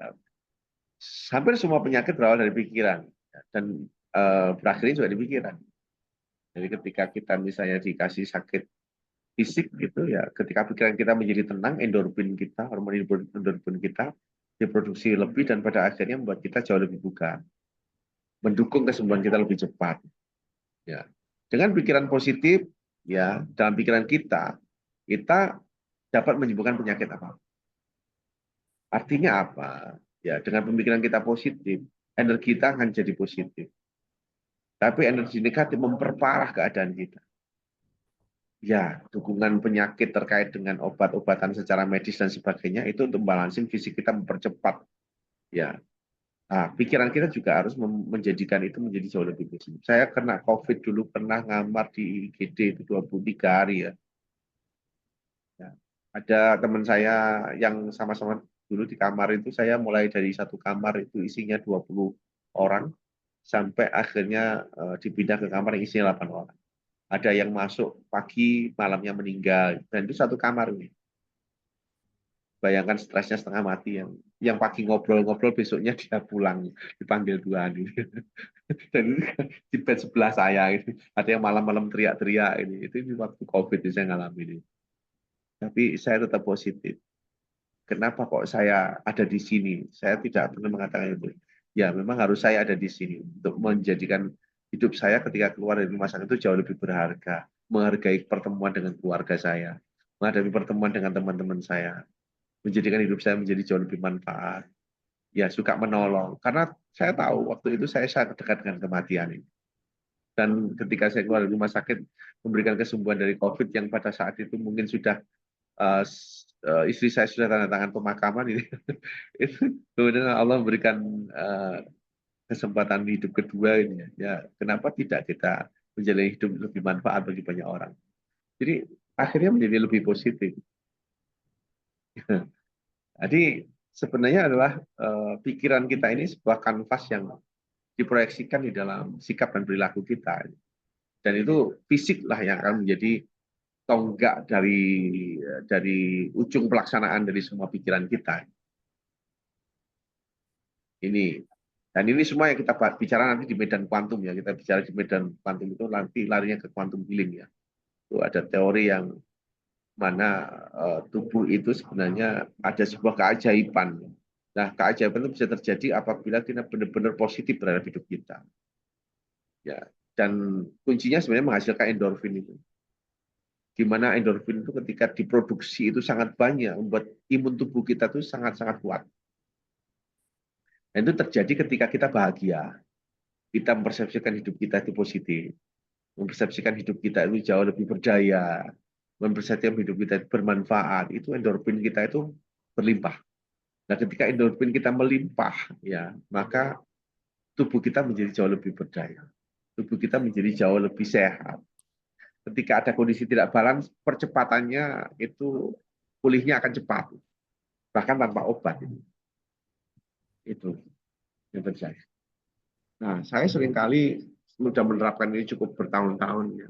Saya sekarang jarang sekali minum obat-obatan medis ketika sakit ya. Ya alhamdulillah sampai dengan hari ini saya hampir sudah berapa puluh tahun ya itu nggak pernah masuk rumah sakit. Tapi bukan berarti kita tidak pernah mengalami ketidakseimbangan, pernah. Ya. Tapi begitu mengalami itu, kita tahu apa yang terjadi. Endorfin saya harus meningkat itu. Maka saya senangkan diri saya. Saya kadang berdiri sendirian, mungkin me time gitu ya. Kemudian saya relaksasi, saya self talk pada diri saya sendiri. Saya minta maaf pada diri kita sendiri. Saya berterima kasih pada tubuh saya sendiri. Ya. Kemudian kadang-kadang saya harus keluar me time bersama dengan istri berdua aja, anak tinggal di rumah untuk stress release. Ya. Kadang-kadang suka hanya dengan anak-anak gitu ya. Jadi endorfin itu akan meningkat. Dengan endorfin itu meningkat, ternyata kekuatan tubuh kita menjadi jauh lebih besar. Ketika Anda menjalankan sesuatu dengan senang, menjalani pekerjaan dengan senang, dengan pekerjaan dengan tertekan, rasanya beda. Energinya lebih beda. Nah, ini kita bicara di situ. Nah, prinsip dalam self-acceptance ini adalah penerimaan diri ya. Ya. Ini ada 4 yang harus Anda paham. Anda tidak minta dilahirkan di muka bumi, tapi saat ini Anda ada. Jadi Tuhan punya tujuan ada di muka bumi ini. Jadi apapun yang Anda alami dalam kehidupan ini, terlepas apapun Anda saat ini, jadi apa Anda, siapa Anda punya tujuan dihidupkan oleh Tuhan. Kayak gitu. Kelebihan kita untuk menutupi kekurangan orang lain. Begitu pula sebaliknya. Dengan demikian Tuhan ingin kita bisa saling memberi manfaat bagi orang lain. Saya nggak memiliki apa yang dimiliki Mas Novel. Mas Nova nggak memiliki apa yang saya miliki. Nah, kita ketemu ini untuk saling bisa melengkapi. Maksud saya, jadi ada kata saya punya kekurangan, wajar dong. Memang saya diciptakan menjadi orang yang penuh dengan kekurangan, tapi saya punya kelebihan loh yang Mas Nova nggak punya. Sehingga Mas Nova harus kerja sama-sama saya kalau mau sukses itu. Kira-kira kan begitu. Saya nggak punya sesuatu yang Mas Nova miliki, sehingga Mas Nova bantu saya dong. Kira-kira begitu. Setiap diri punya kelebihan sekaligus kekurangan, tidak ada manusia yang sempurna. Jadi Anda tidak boleh ya memandang rendah diri Anda. Ya, karena Anda pasti punya kelebihan. Tuhan Maha Adil, tapi memberikan yang berbeda-beda pada setiap manusia. Jadi yang Anda dapatkan selama ini adalah keadilan dari Tuhan. Jadi ya apapun kondisi saat ini itu ada hasil keadilan dari Tuhan. Anda menganggap hidup Anda tidak adil, berarti Anda sedang mengingkari apa yang sudah dikasihkan Tuhan. Kalau Anda menganggap hidup Anda tidak adil saat ini, ya itu hanya persepsi Anda saja. Nah, kalau Anda gagal memaknai ini, ya Anda gagal memunculkan endorfin tadi itu. Otomatis hidup Anda tetap nggak balance gitu ya. Anda nggak bisa kemudian nanti membuat diri Anda membalancing kembali. Apalagi Anda punya unshakable mentality yang cenderung sayap kiri ya. Ya susah sekali. Bagaimana inner power Anda dan keluar, imun tubuh Anda akan menjadi kuat. Ya.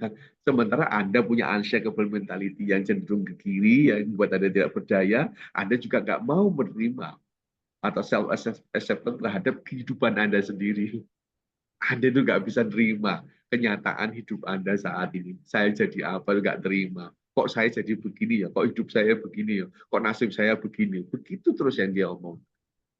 Nah, kemudian ingin hidup bahagia ya susah. Karena Anda sendiri self-acceptance-nya nggak ada. Kita bicara di situ ya. Nah, nanti terakhir kita bicara penyembuhan kuantum. Ini self-acceptance dulu, terima diri dulu gitu ya. Sebelum kita masuk ke ranah yang ini tadi self healing gitu ya. Karena inner power itu muncul ketika kita mau menerima diri.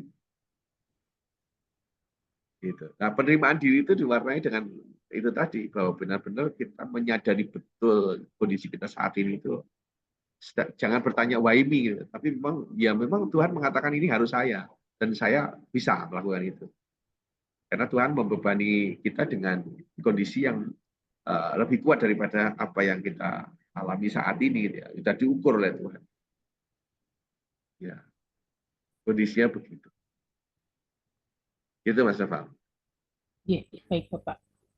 Saya ada pertanyaan ini. Sebenarnya ini pertanyaannya basic Bapak. Nah, ada nggak sih Pak cara agar kita itu bisa menerima diri kita begitu Pak? Atau malah cara untuk menerima diri kita sendiri ini dikembalikan lagi ke kitanya gitu Pak? Ya, ini sekaligus menyambung ada pertanyaan di chat ini ya. Oh iya, iya.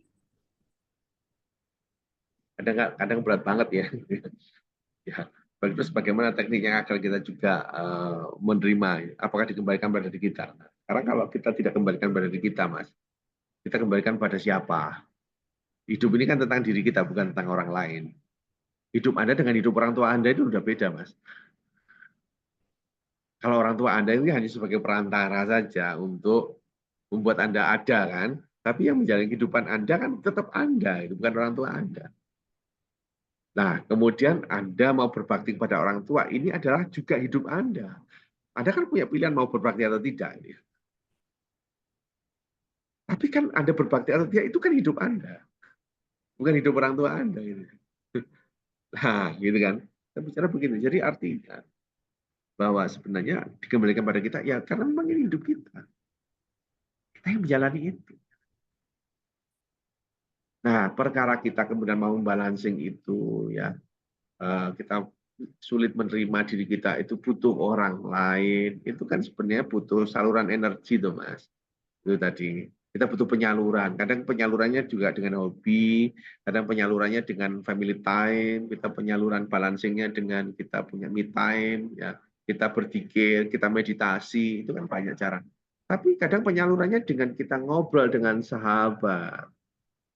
Kita minta saran pada teman. kita ke terapis untuk minta masukan, gitu. Nah, ketika kita mendapat masukan, kita sebenarnya sedang membuka diri.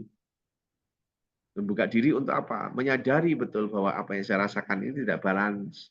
Saya menyadari bahwa apa yang saya dapatkan, yang saya pegang saat ini itu nggak manfaat. Itu sudah open minded, udah bukan lagi unshakable. Nah, kalau masih unshakable, Mas, nggak mungkin dia datang. Nggak mungkin saya datang sama Mas kasih masukan dong saya, nggak mungkin. Karena unshakable. Saya benci sama orang itu. Ya udah, sampai saat ini saya benci unshakable itu dan mengarah kepada ketidakberdayaan.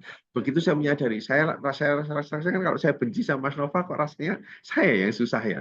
Kemudian saya datang kepada yang lain. Gimana ya, aku benci kayak gini-gini. Aku pengen melepaskan itu. Berarti sudah bukan unshakable lagi. Dia udah mulai mindfulness, mulai menyadari bahwa dirinya harus merilis ini. Cuma nggak tahu caranya. Nah, untuk tahu caranya, maka dia harus itu tadi ya mungkin bertanya kepada yang lain. Dia sudah siap menerima masukan. Nah, akhirnya menjadi dari minus tadi ke nol, lama-lama jadi plus. Ya, kemudian bisa merilis itu. Ya. Artinya dia sudah menerima keadaan itu bahwa dulu pernah disakiti itu sudah diterima dan sudah nggak menimbulkan reaksi negatif lagi. Kalau kemudian dikatakan keadaan berat banget masalah ini, ya berat atau ringan itu bergantung, Mas. Persepsi. Saya tanya, Mas Noval, Oke, Bapak. saya kasih segenggam karung, satu karung, isinya batu, Mas. Beratnya kurang lebih 50 kilo. Ya, 50 kilo isinya batu. Tolong dipanggul ya, panggul pakai karung itu di pundaknya. Tolong jalan 100 meter, Mas.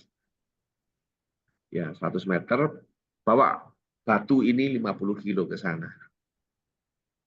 Sampai di ujung sana, batu itu mau ambil silakan. Kira-kira rasanya berat apa enggak, Mas? Berat, Bapak. Berat. Ya. Sudah jalan 100 meter, bawa batu 50 kilo di karung. Sampai di sana, batu ini suruh ngambil. Walaupun tak ambil, buat apa batu ini? Oke, sekarang saya balik. Mas Nova jalan. Dari sini ke sana 100 meter. Ini satu karung isinya 50 kilo, Mas. Isinya emas. Sampai di sana nanti 50 kilo emas ini ambilan, Mas PN. Berangkat nggak? Berangkat Ringan apa berat? ringan. Jadi masalahnya adalah berat atau ringan, ya. Pertanyaan di chat ini itu bergantung persepsi kita. Kalau kita menganggap masalah ini berat karena kita tidak tahu dari masalah ini kita akan dapat apa. Karena setiap masalah yang kita hadapi didatangkan Tuhan kepada kita itu sebenarnya punya maksud. Maksudnya maksud baik. Ada tujuan mulia di situ. Nah, karena kita belum menemukan itu, belum menemukan emasnya, makanya kita ngomong berat. Karena kita menganggap ngangkut batu, Mas. Karena kita menganggap ngangkut batu gitu ya. Iya kan? Nah, karena merasa ngangkut batu ya jadinya berat. Tapi kalau itu yang kita anggap itu ngangkut emas, ya jadinya ringan. Kalau kita merasa, oh kita datang masalah habis ini, pasti saya mendapatkan sesuatu yang berharga di balik masalah ini. Anda akan menghadapi masalah itu dengan sukacita dan Anda akan tetap semangat. Karena pasti di balik itu akan menemukan Mas Noval punya pasangan, dicintai. Atau gini aja, Mas Noval masih punya ibu, Mas? Masih, Bapak. Alhamdulillah. Ya, oke. Sayang ya sama ibunya? Sayang. Oke. Kira-kira berat badan ibunya berapa, Mas? 60, 40, 50, 40, 40 40, kilo. 50. Nah, oke lah, 50 kilo ya. Ya, kebetulan jarak dari rumahnya Mas Noval, anggap aja ke eh, rumah sakit itu 200 meter. Kebetulan hari itu tidak ada kendaraan apapun dan itu harus digendong. Ibunya tiba-tiba pingsan dan hanya bisa membawa ke rumah sakit dengan digendong. Mau gendong nggak kira-kira, Mas? Saya gendong, Pak. Gendong ya. Untuk ke rumah sakit karena tiba-tiba pingsan ya. Iya, Ya, jalan 200 meter bawa ke rumah sakit ibunya gendong. Ya, bopong atau gendong beratnya 50 kilo. Ya, tetap akan ada lakukan nggak? tetap Tetap ada lakukan. Kenapa, Mas? karena itu tadi saya sudah sayang begitu, Pak. Sayang, ada sesuatu yang berharga. Sayang itu artinya berharga. Ibu Anda adalah berharga. Nah, sekarang saya balik tadi. Mas, ini ada 50 kilo batu, Mas. Tolong angkut 200 meter ke rumah sakit. Sama-sama 50 kilo. Ngapain, Pak? Sudah sampai di rumah sakit, pokoknya taruh aja batunya di depan sana. Apa yang terjadi? Ada sesuatu yang tidak, apa sih yang saya dapatkan dengan saya angkat batu di sana? Karena Anda nggak mendapatkan esensi tujuan dari peristiwa itu. Anda nggak mendapatkan sesuatu yang berharga. Anda nggak punya alasan yang cukup kuat dan cukup berharga untuk Anda lakukan. Tapi ketika Anda punya alasan yang cukup kuat dan Anda rasakan itu berharga, Anda lakukan. Anggap ya. Iya, Gitu. Jadi terima diri Anda. Itu kunci self healing di situ. Anda nggak akan pernah bisa rilis kalau Anda tidak bisa menerima diri Anda. Self acceptance Anda tidak ada, nggak bisa. Itu kunci ya. Balik lagi. Saya ngomong tadi kan teknik di belakang. Ini teknik pertama adalah self acceptance. Terima diri. Tanpa itu Anda nggak akan tahu unshakable mentality Anda yang sayap kiri. Karena nggak pernah sadar. Ingat sekali lagi, orang tobat itu harus tahu dosanya di mana. Orang mau merilis ya, kesehatan mentalnya, harus merilis balancingnya, dia harus tahu dulu. Ya, unshakable mentality yang sayap kiri tadi yang mengarah ke tidak berdayaan itu apa? Baru kemudian ya, dia harus melakukan. Balik lagi perkara berat atau ringan tadi persepsi ya. Emas sama batu tadi loh. iya. Sama-sama 50 kilo, ya satunya berat, satunya ringan. Ya, itu ya. Nah, terakhir kita bicara tentang saya bicara tentang quantum healing ya Pak. Quantum healing ini kita bicara ada sebuah teorinya. Teorinya dari Deepak Chopra ya. Ini tentang penyembuhan kuantum. Ya, penyembuhan kuantum itu ada teorinya. Tubuh manusia itu dikendalikan jaringan kecerdasan yang bersumber dari realitas kuantum. Ya, sebagai bagian dari kondisi psikologi manusia terdalam. Bentuk kecerdasan ini amat mengakar sehingga bisa mengubah pola-pola dasar yang merancang sistem fisiologi tubuh manusia. Nah, ya perubahan tersebut manusia berpotensi untuk mengalahkan ancaman kanker, penyakit jantung dan sebagainya. Kayak gitu. Ya, banyak kejadian-kejadian orang yang sudah punya penyakit kanker. Kemudian ya itu tadi self acceptance-nya dia terima dulu. Bukan why me tapi memang harus saya. Ya. Dia terima itu. Dia berkomunikasi dengan tubuhnya, dia merilis endorfinnya secara positif. Tidak mudah memang, iya tidak mudah. Tapi balik lagi mudah atau sulit, balik lagi di balik kesulitan itu, ya pasti ada sesuatu yang uh, berharga. Gitu. Nah, pada akhirnya tiba-tiba kankernya hilang.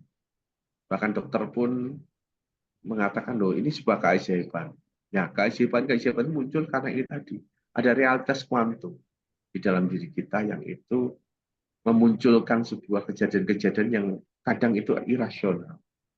Ya, nah itu adalah sebuah pemberdayaan ke sayap kanan tadi. Semakin kita ke kanan akan muncul irasional yang pada akhirnya sebenarnya kalau dinalar itu mungkin nggak masuk akal, tapi sebenarnya itu adalah sebuah kendali di dalam tubuh kita, di mana tubuh kita itu sebenarnya adalah makhluk hidup, ya. Karena ada sel-sel yang hidup di dalam diri kita. Nah, ada sel-sel yang hidup yang dikendaki, ada sel-sel yang hidup yang mungkin tidak dikendaki. Ya, yang itu menimbulkan penyakit tadi itu. Yang tidak menimbulkan penyakit itu harus diusir. Nah, mintalah kepada sel-sel yang itu berkehendak di dalam tubuh kita untuk mengusir yang tidak berkehendak tadi itu, yang tidak dikehendaki itu tadi. Sehingga akhirnya yang mengusir adalah tubuh kita sendiri. Seperti misalnya inang itu dalam sebuah pohon itu merusak pohon utamanya, maka ya pohon itu akan membuat mati daripada apa itu penalu yang ada menempel di pohon inangnya itu. Penalunya akhirnya mati dengan sendirinya dimatikan oleh pohon itu sendiri. Sama dengan konsep ini. Quantum healing adalah dimensi kuantum, di mana dimensi kuantum ini adalah infinity, ketidakterbatasan, di mana rumus daripada kuantum ini sebenarnya adalah balik lagi pondasinya adalah self accept, penerimaan diri. Tapi penerimaan diri itu bukan berarti pasrah. Ada sebuah ikhtiar, ada sebuah upaya maksimal yang dilakukan, tapi dengan kepasrahan total. Gimana ya? Kita menjelaskannya kalau dalam rumus itu ada sebuah rumus, Mas. Jadi rumus kuantum itu istilahnya ada rumus B0 ya. Itu ada sebuah ini ya, coba. Jadi balik awal bahwa kunci awalnya adalah di ini self acceptance lagi ya, penerimaan diri ya. Ini penerimaan diri yang positif itu akan memunculkan positive mind, positive emotion. Ya, penerimaan diri yang negatif akan menimbulkan negative mind, negative emotion ya. Positive mind, positive emotion itu akan memunculkan endorfin yang berlebih. Nah, dengan begitu upaya-upaya kita di dalam melakukan aktivitas itu semakin berdaya. Nah, upaya itu adalah bagian dari ikhtiar kita yang cukup maksimal, yang bisa kita maksimalkan dalam hidup. Kemudian kita juga tidak bisa kemudian mengatur Tuhan mau mengasih kita yang terbaik itu kayak apa. Gitu. Nah, makanya ada istilah yang disebut dengan B0 ya. Dalam istilah quantum ini itu ada B0. B0 itu rumusnya ada nggak ya saya lihat. The power of zero ya. Kenapa ada power of zero? Istilah kalau di dalam agama saya itu ngomongnya tawakal ini. Kekuatan tawakal itu luar biasa ini. Jadi rumus B0 itu 1/0 sama dengan tak terhingga. Satu ini ikhtiar maksimal. Jadi keberadaan kita ini harus memaksimalkan upaya kita. Nah, 0 ini adalah hasilnya, ekspektasinya jangan atas logika kita. Ekspektasinya adalah apapun yang terjadi itu kehendak Tuhan. Sehingga kalau kita seperti itu, malah justru kita akan mendapatkan hal-hal yang tidak terduga, yang infinity, yang tak terhingga. Kita dikasih sakit, ya udah, ikhtiar untuk berobat sampai sembuh, maksimal. Tapi kesembuhannya itu seperti apa, kita pasangkan pada Tuhan. Sehingga apa? Tuhan yang akan mengelola kesembuhan yang menyembuh itu Tuhan. Ya. Hasilnya tak terhingga. Ini namanya 1/0 sama dengan tak terhingga. Kita mendekati yang tak terhingga. 0 ini kita pasrah. 0 ini kita tawakal. 1 ini kita berusaha. Kayak ajaran agama mengajarkan kita bahwa kita harus ikhtiar semaksimal mungkin, memperjuangkan hidup kita semaksimal mungkin, tapi memasrahkan hasilnya kepada Tuhan seikhlas-ikhlasnya. Kita boleh berekspektasi, boleh. Tetapi ketika Tuhan memberikan hasil yang berbeda dengan ekspektasi kita, kita harus mampu memandang dari sudut pandang positifnya, bahwa memang Tuhan tidak menghendaki ini terjadi karena memang barangkali ekspektasi saya kalau itu diberikan kepada saya tidak baik untuk saya. Selalu berpikir positif. Ya, sehingga apa? Balik lagi ke self acceptance. Apapun yang diberikan kepada Tuhan, kita akhirnya mau menerima itu. Nah, dengan begitu kita sudah terbiasa masuk dalam dimensi kuantum, dimensi infinity, dimensi tak terbatas. Kalau kita sudah terbiasa begitu, berekspektasi, kita perjuangkan, tapi hasilnya apapun yang terjadi itulah yang terbaik untuk kita. Itu dimensi kuantum. Maka kita akan jauh dari stres. Jadi, kesimpulan yang saya mau ambil dalam konteks ini adalah ya, dalam konteks self healing, tubuh ini sebenarnya butuh keseimbangan. Nah, tapi di dalam diri kita itu sebenarnya ada potensi memiliki unshakable mentality, prinsip yang tidak tergoyahkan. Itu bisa saja ke arah sayap kiri yang negatif ataupun yang positif. Negatif ke arah tidak percayaan, kemudian yang kanan ke arah yang berdaya. Kita cenderung mempertahankan yang mana nih? Kalau kita sudah tahu, kemudian ada yang tidak berdaya, maka rilislah. Nah, bagaimana cara merilis itu? Kita cari sampai kita benar-benar menyadari bahwa itu membuat kita tidak berdaya. Nah, kemudian bagaimana cara untuk merilis itu semua ya kaitannya dengan body, mind, and soul. Ketika kita menyadari ada kondisi-kondisi tidak seimbang, emosi kita tidak seimbang, pikiran kita tidak seimbang, mengarah pada hal yang baik, maka ya self acceptance dulu, terima dulu. Nah, baru kemudian ya kita sadari itu, kemudian kita rilis. Kalau kita tidak tahu cara untuk merilis itu, maka kita boleh meminta bantuan pada orang lain. Tapi sebenarnya ketika pikiran kita tenang, itu sebenarnya kita sudah bisa menemukan solusi kita sendiri. Kadang-kadang kita karena belum self acceptance tadi, makin berkecamuk akhirnya bingung. Nah, maka untuk tenang itu sendiri kita diajarkan untuk relaksasi, ya kemudian membuat penyaluran, ya merilis hobi, punya quality time dengan orang yang kita sayang, membuat hati kita tenang. Endorfin muncul, membuat kita tenang, berpikir tenang, hadapi kenyataan itu, maka kita akan menemukan solusi. Kalau Anda belum menemukan solusi karena Anda belum pernah coba aja, sebenarnya untuk self acceptance, untuk menerima kenyataan diri, untuk menerima keadaan diri Anda. Cintailah diri Anda sendiri, ya, terimalah kenyataan hidup Anda, self acceptance, dan munculkan endorfin Anda, ya, miliki unshakable mentality yang cenderung berdaya, maka hidup Anda berkualitas berada di genggaman Anda. Kira-kira begitu, Mas Nova. Ya, oke. Iya, baik Pak Joko. Terima kasih untuk pemaparan materi yang banyak. Nah, untuk teman-teman mungkin bisa saya buka untuk beberapa pertanyaan sebelum kita mengakhiri juga. Jadi untuk teman-teman yang mau bertanya boleh langsung dikirimkan di kolom komentar ataupun raise hand juga dipersilahkan gitu. Nah, sambil menunggu teman-teman nih Pak Joko, mungkin ini pertanyaan dari saya begitu. Bedanya antara self healing dan terapi profesional itu apa sih Pak? Saya bilang ya kita melakukan rilis pada diri sendiri ya, untuk kita dari kita dan untuk kita. Kalau terapi profesional ya orang lain yang melakukan untuk kita, gitu ya di situ. Nah, kalau kita melakukan terapi profesional, Mas Novel ke saya terapi ya, berarti saya lah terapis profesional yang melakukan healing kepada Mas Novel dengan melihat tanda-tanda problematikanya apa, dan saya rilis dengan teknik-teknik yang saya kuasai. Nah, kalau self healing ya itu dilakukan sendiri, dan sebenarnya lebih profesional kita loh daripada orang lain, karena kita yang jauh lebih tahu diri kita daripada orang lain. Kenapa kita tidak menjadi tahu diri kita daripada orang lain? Kita tidak tahu diri kita itu karena kita nggak mau tahu tentang diri kita. Tapi kalau kita mau tahu tentang diri kita, ya kita jauh lebih tahu diri kita dibandingkan dengan orang lain. Kira-kira kan begitu. Ya, jadi Iya, kalau kita bicara profesional, sebenarnya lebih profesional kita dibandingkan yang lainnya. Kira-kira begitu. Ya, oke.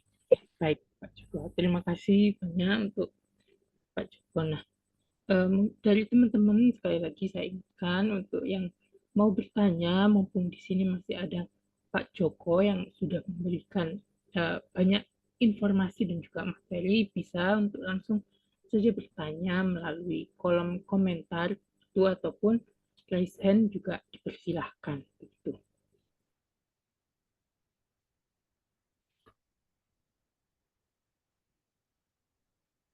Nah, ada satu pertanyaan ini Pak di kolom komentar dari Kak Rian Ardi. Bagaimana dengan gangguan emosi yang berasal dari energi mistis? Gitu. oke. Bagaimana dengan gangguan emosi yang berasal dari energi mistis? Alam semesta ini adalah lautan energi ya. Uh, jadi semua itu sebenarnya ada energi. Jadi kalau kita bicara energi mistis itu adalah energi-energi yang itu memang berasal dari makhluk yang itu diciptakan oleh Tuhan juga, gitu ya. Jadi kita tidak percaya ya, karena dalam kitab suci pun agama kita mengajarkan bahwa ada makhluk lain di luar manusia yang diciptakan oleh Tuhan yang itu tidak yang kasat mata, yang tidak terlihat oleh mata, gitu ya. Mereka menyebutnya itu jin atau apa ya, itu terlepas agama apa menyebut apa ini ya. Tapi itu energi. Masing-masing punya punya alam yang berbeda, yang tidak bisa kita sama-sama masukin untuk kita hidup di sana atau dia hidup di sini, karena alamnya udah beda. Nah, bagaimana kalau kemudian energi itu masuk kepada diri kita?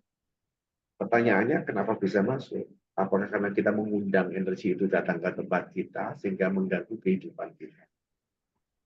Berusaha untuk menghendaki dia masuk, ataukah ya ada faktor yang lain? Gitu. Kan begitu. Nah, kalau kita mau sengaja mengundang masuk energi yang seperti itu masuk dalam kehidupan kita, ya fatal. Contoh misalnya orang sengaja mempercayai hal-hal yang mistis, misalnya dengan dikasih keris oleh dukun, kita yakin bahwa di keris itu ada hal yang berdua, kemudian ada ininya, itunya, dan sebagainya. Itu jadilah energi dalam diri kita. Ya mau tidak mau akhirnya mengganggu ya aktivitas kita secara emosi. Kita menciptakan itu. Nah, ibarat energi itu kan begini, ya. Kalau misalnya ada ini ya, ada kopi ya di gelas. Kopi itu kan warnanya hitam ya, Mas Noval ya. Ya, Bapak. Kemudian kita pengen itu jadi warnanya jadi bening. Paling gampang kan disiram dengan air bening ya, Mas ya. Air putih itu di dalam teko. Anda tuangin itu kopi itu terus dengan air ya yang bening. Lama-lama kopinya akan meluber dan kemudian hilang dan air di gelas akan menjadi warna putih. Ya, akan menjadi air putih atau air bening ya di gelas ini. Energi itu seperti itu. Semakin banyak Anda memupuk energi-energi yang negatif, yang berasal dari manapun ya, masuk energi mistis ini, maka ya hidup Anda akan semakin sulit ya. Dan itu balik lagi, karena energi itu masuk dalam diri Anda, kehidupan Anda, baik itu melalui pikiran, melalui apapun gitu ya, ya pasti akan berpengaruh pada emosi, berpengaruh pada tubuh Anda juga.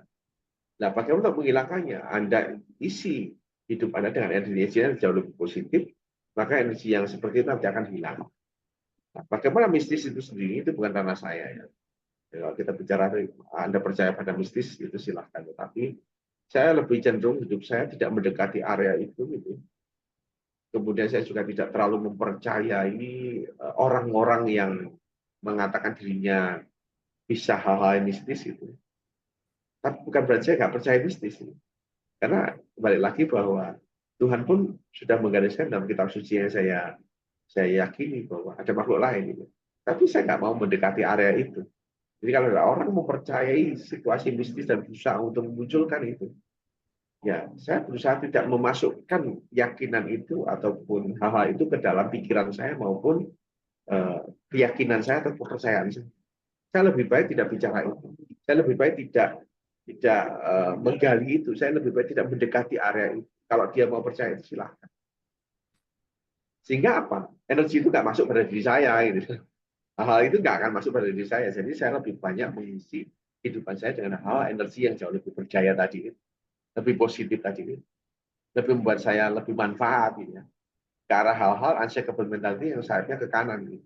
Daripada saya memiliki unshakable mentality bahwa oh nanti kalau saya jualan ini, kalau saya nggak pakai jimat ini, jadi nggak laris. Gitu. Untuk apa saya punya unshakable mentality seperti itu?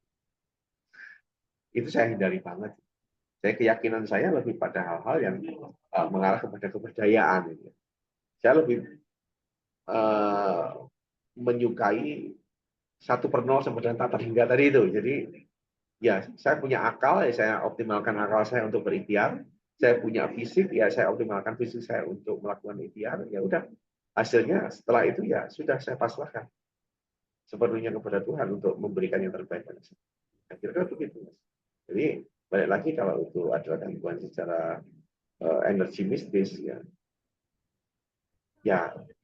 barangkali memang Anda mempercayai itu dan berusaha untuk memasukkan itu dalam kehidupan Anda. Tapi kalau Anda nggak mau diganggu hal kayak gitu ya, jangan mendekati area itu.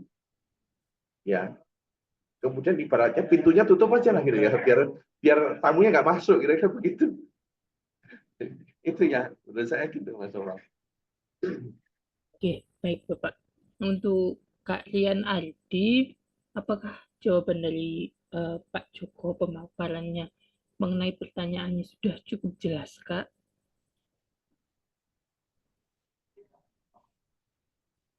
Kalau dirasa cukup jelas, oh baik, jelas. Baik. Terima kasih Kak Rian Ardi atas pertanyaannya dan Untuk teman-teman mungkin jika ada yang ingin tanyakan lagi bisa langsung tanya di kolom chat begitu. Jika tidak ada, kita bisa akhiri juga sebenarnya amal pada malam hari ini. Tapi mungkin untuk Pak Joko ada yang ingin disampaikan untuk teman-teman yang sudah ikut join begitu bersama kita tentang self healing mungkin atau pesan-pesan yang dirasa penting agar kita bisa self healing lalu self confident dan tidak mental breakdown begitu Pak. Monggo. Ya, baik ya. Jadi yang bertanggung jawab pada kehidupan kita adalah diri kita sendiri. Hidup kita berkualitas atau tidak itu adalah karena kita sendiri. Jadi pilihlah kehidupan yang berkualitas dengan meningkatkan kualitas pikiran kita, kualitas emosi kita, dan tentunya itu semua adalah tanggung jawab amanah dari Tuhan. Kenapa kita dihidupkan di muka bumi. Jadi ketika kita memiliki tujuan yang sangat jelas untuk hal-hal yang menyangkut kebermanfaatan dalam hidup, maka kita akan memiliki semangat hidup yang jauh lebih baik. Sehingga hidup kita menjadi jauh lebih berkualitas. Kuatkan inner power kita, self-acceptance kita munculkan, terima diri kita, dan jangan lupa 1/0 sama dengan tak terhingga, membuat hidup kita tak terhingga. Gitu aja Mas Nova. Dan terima kasih atas teman-teman partisipasi dalam seminar amal ini. Insya Allah nanti hasil dari seminar amal ini tetap kita akan sharekan penyaluran kita kepada adik-adik yatim kita nanti di hari Jumat. Kalau nggak Jumat ini mungkin di Jumat yang akan datang. Selalu hari Jumat. Itu Kak Noval. Terima kasih.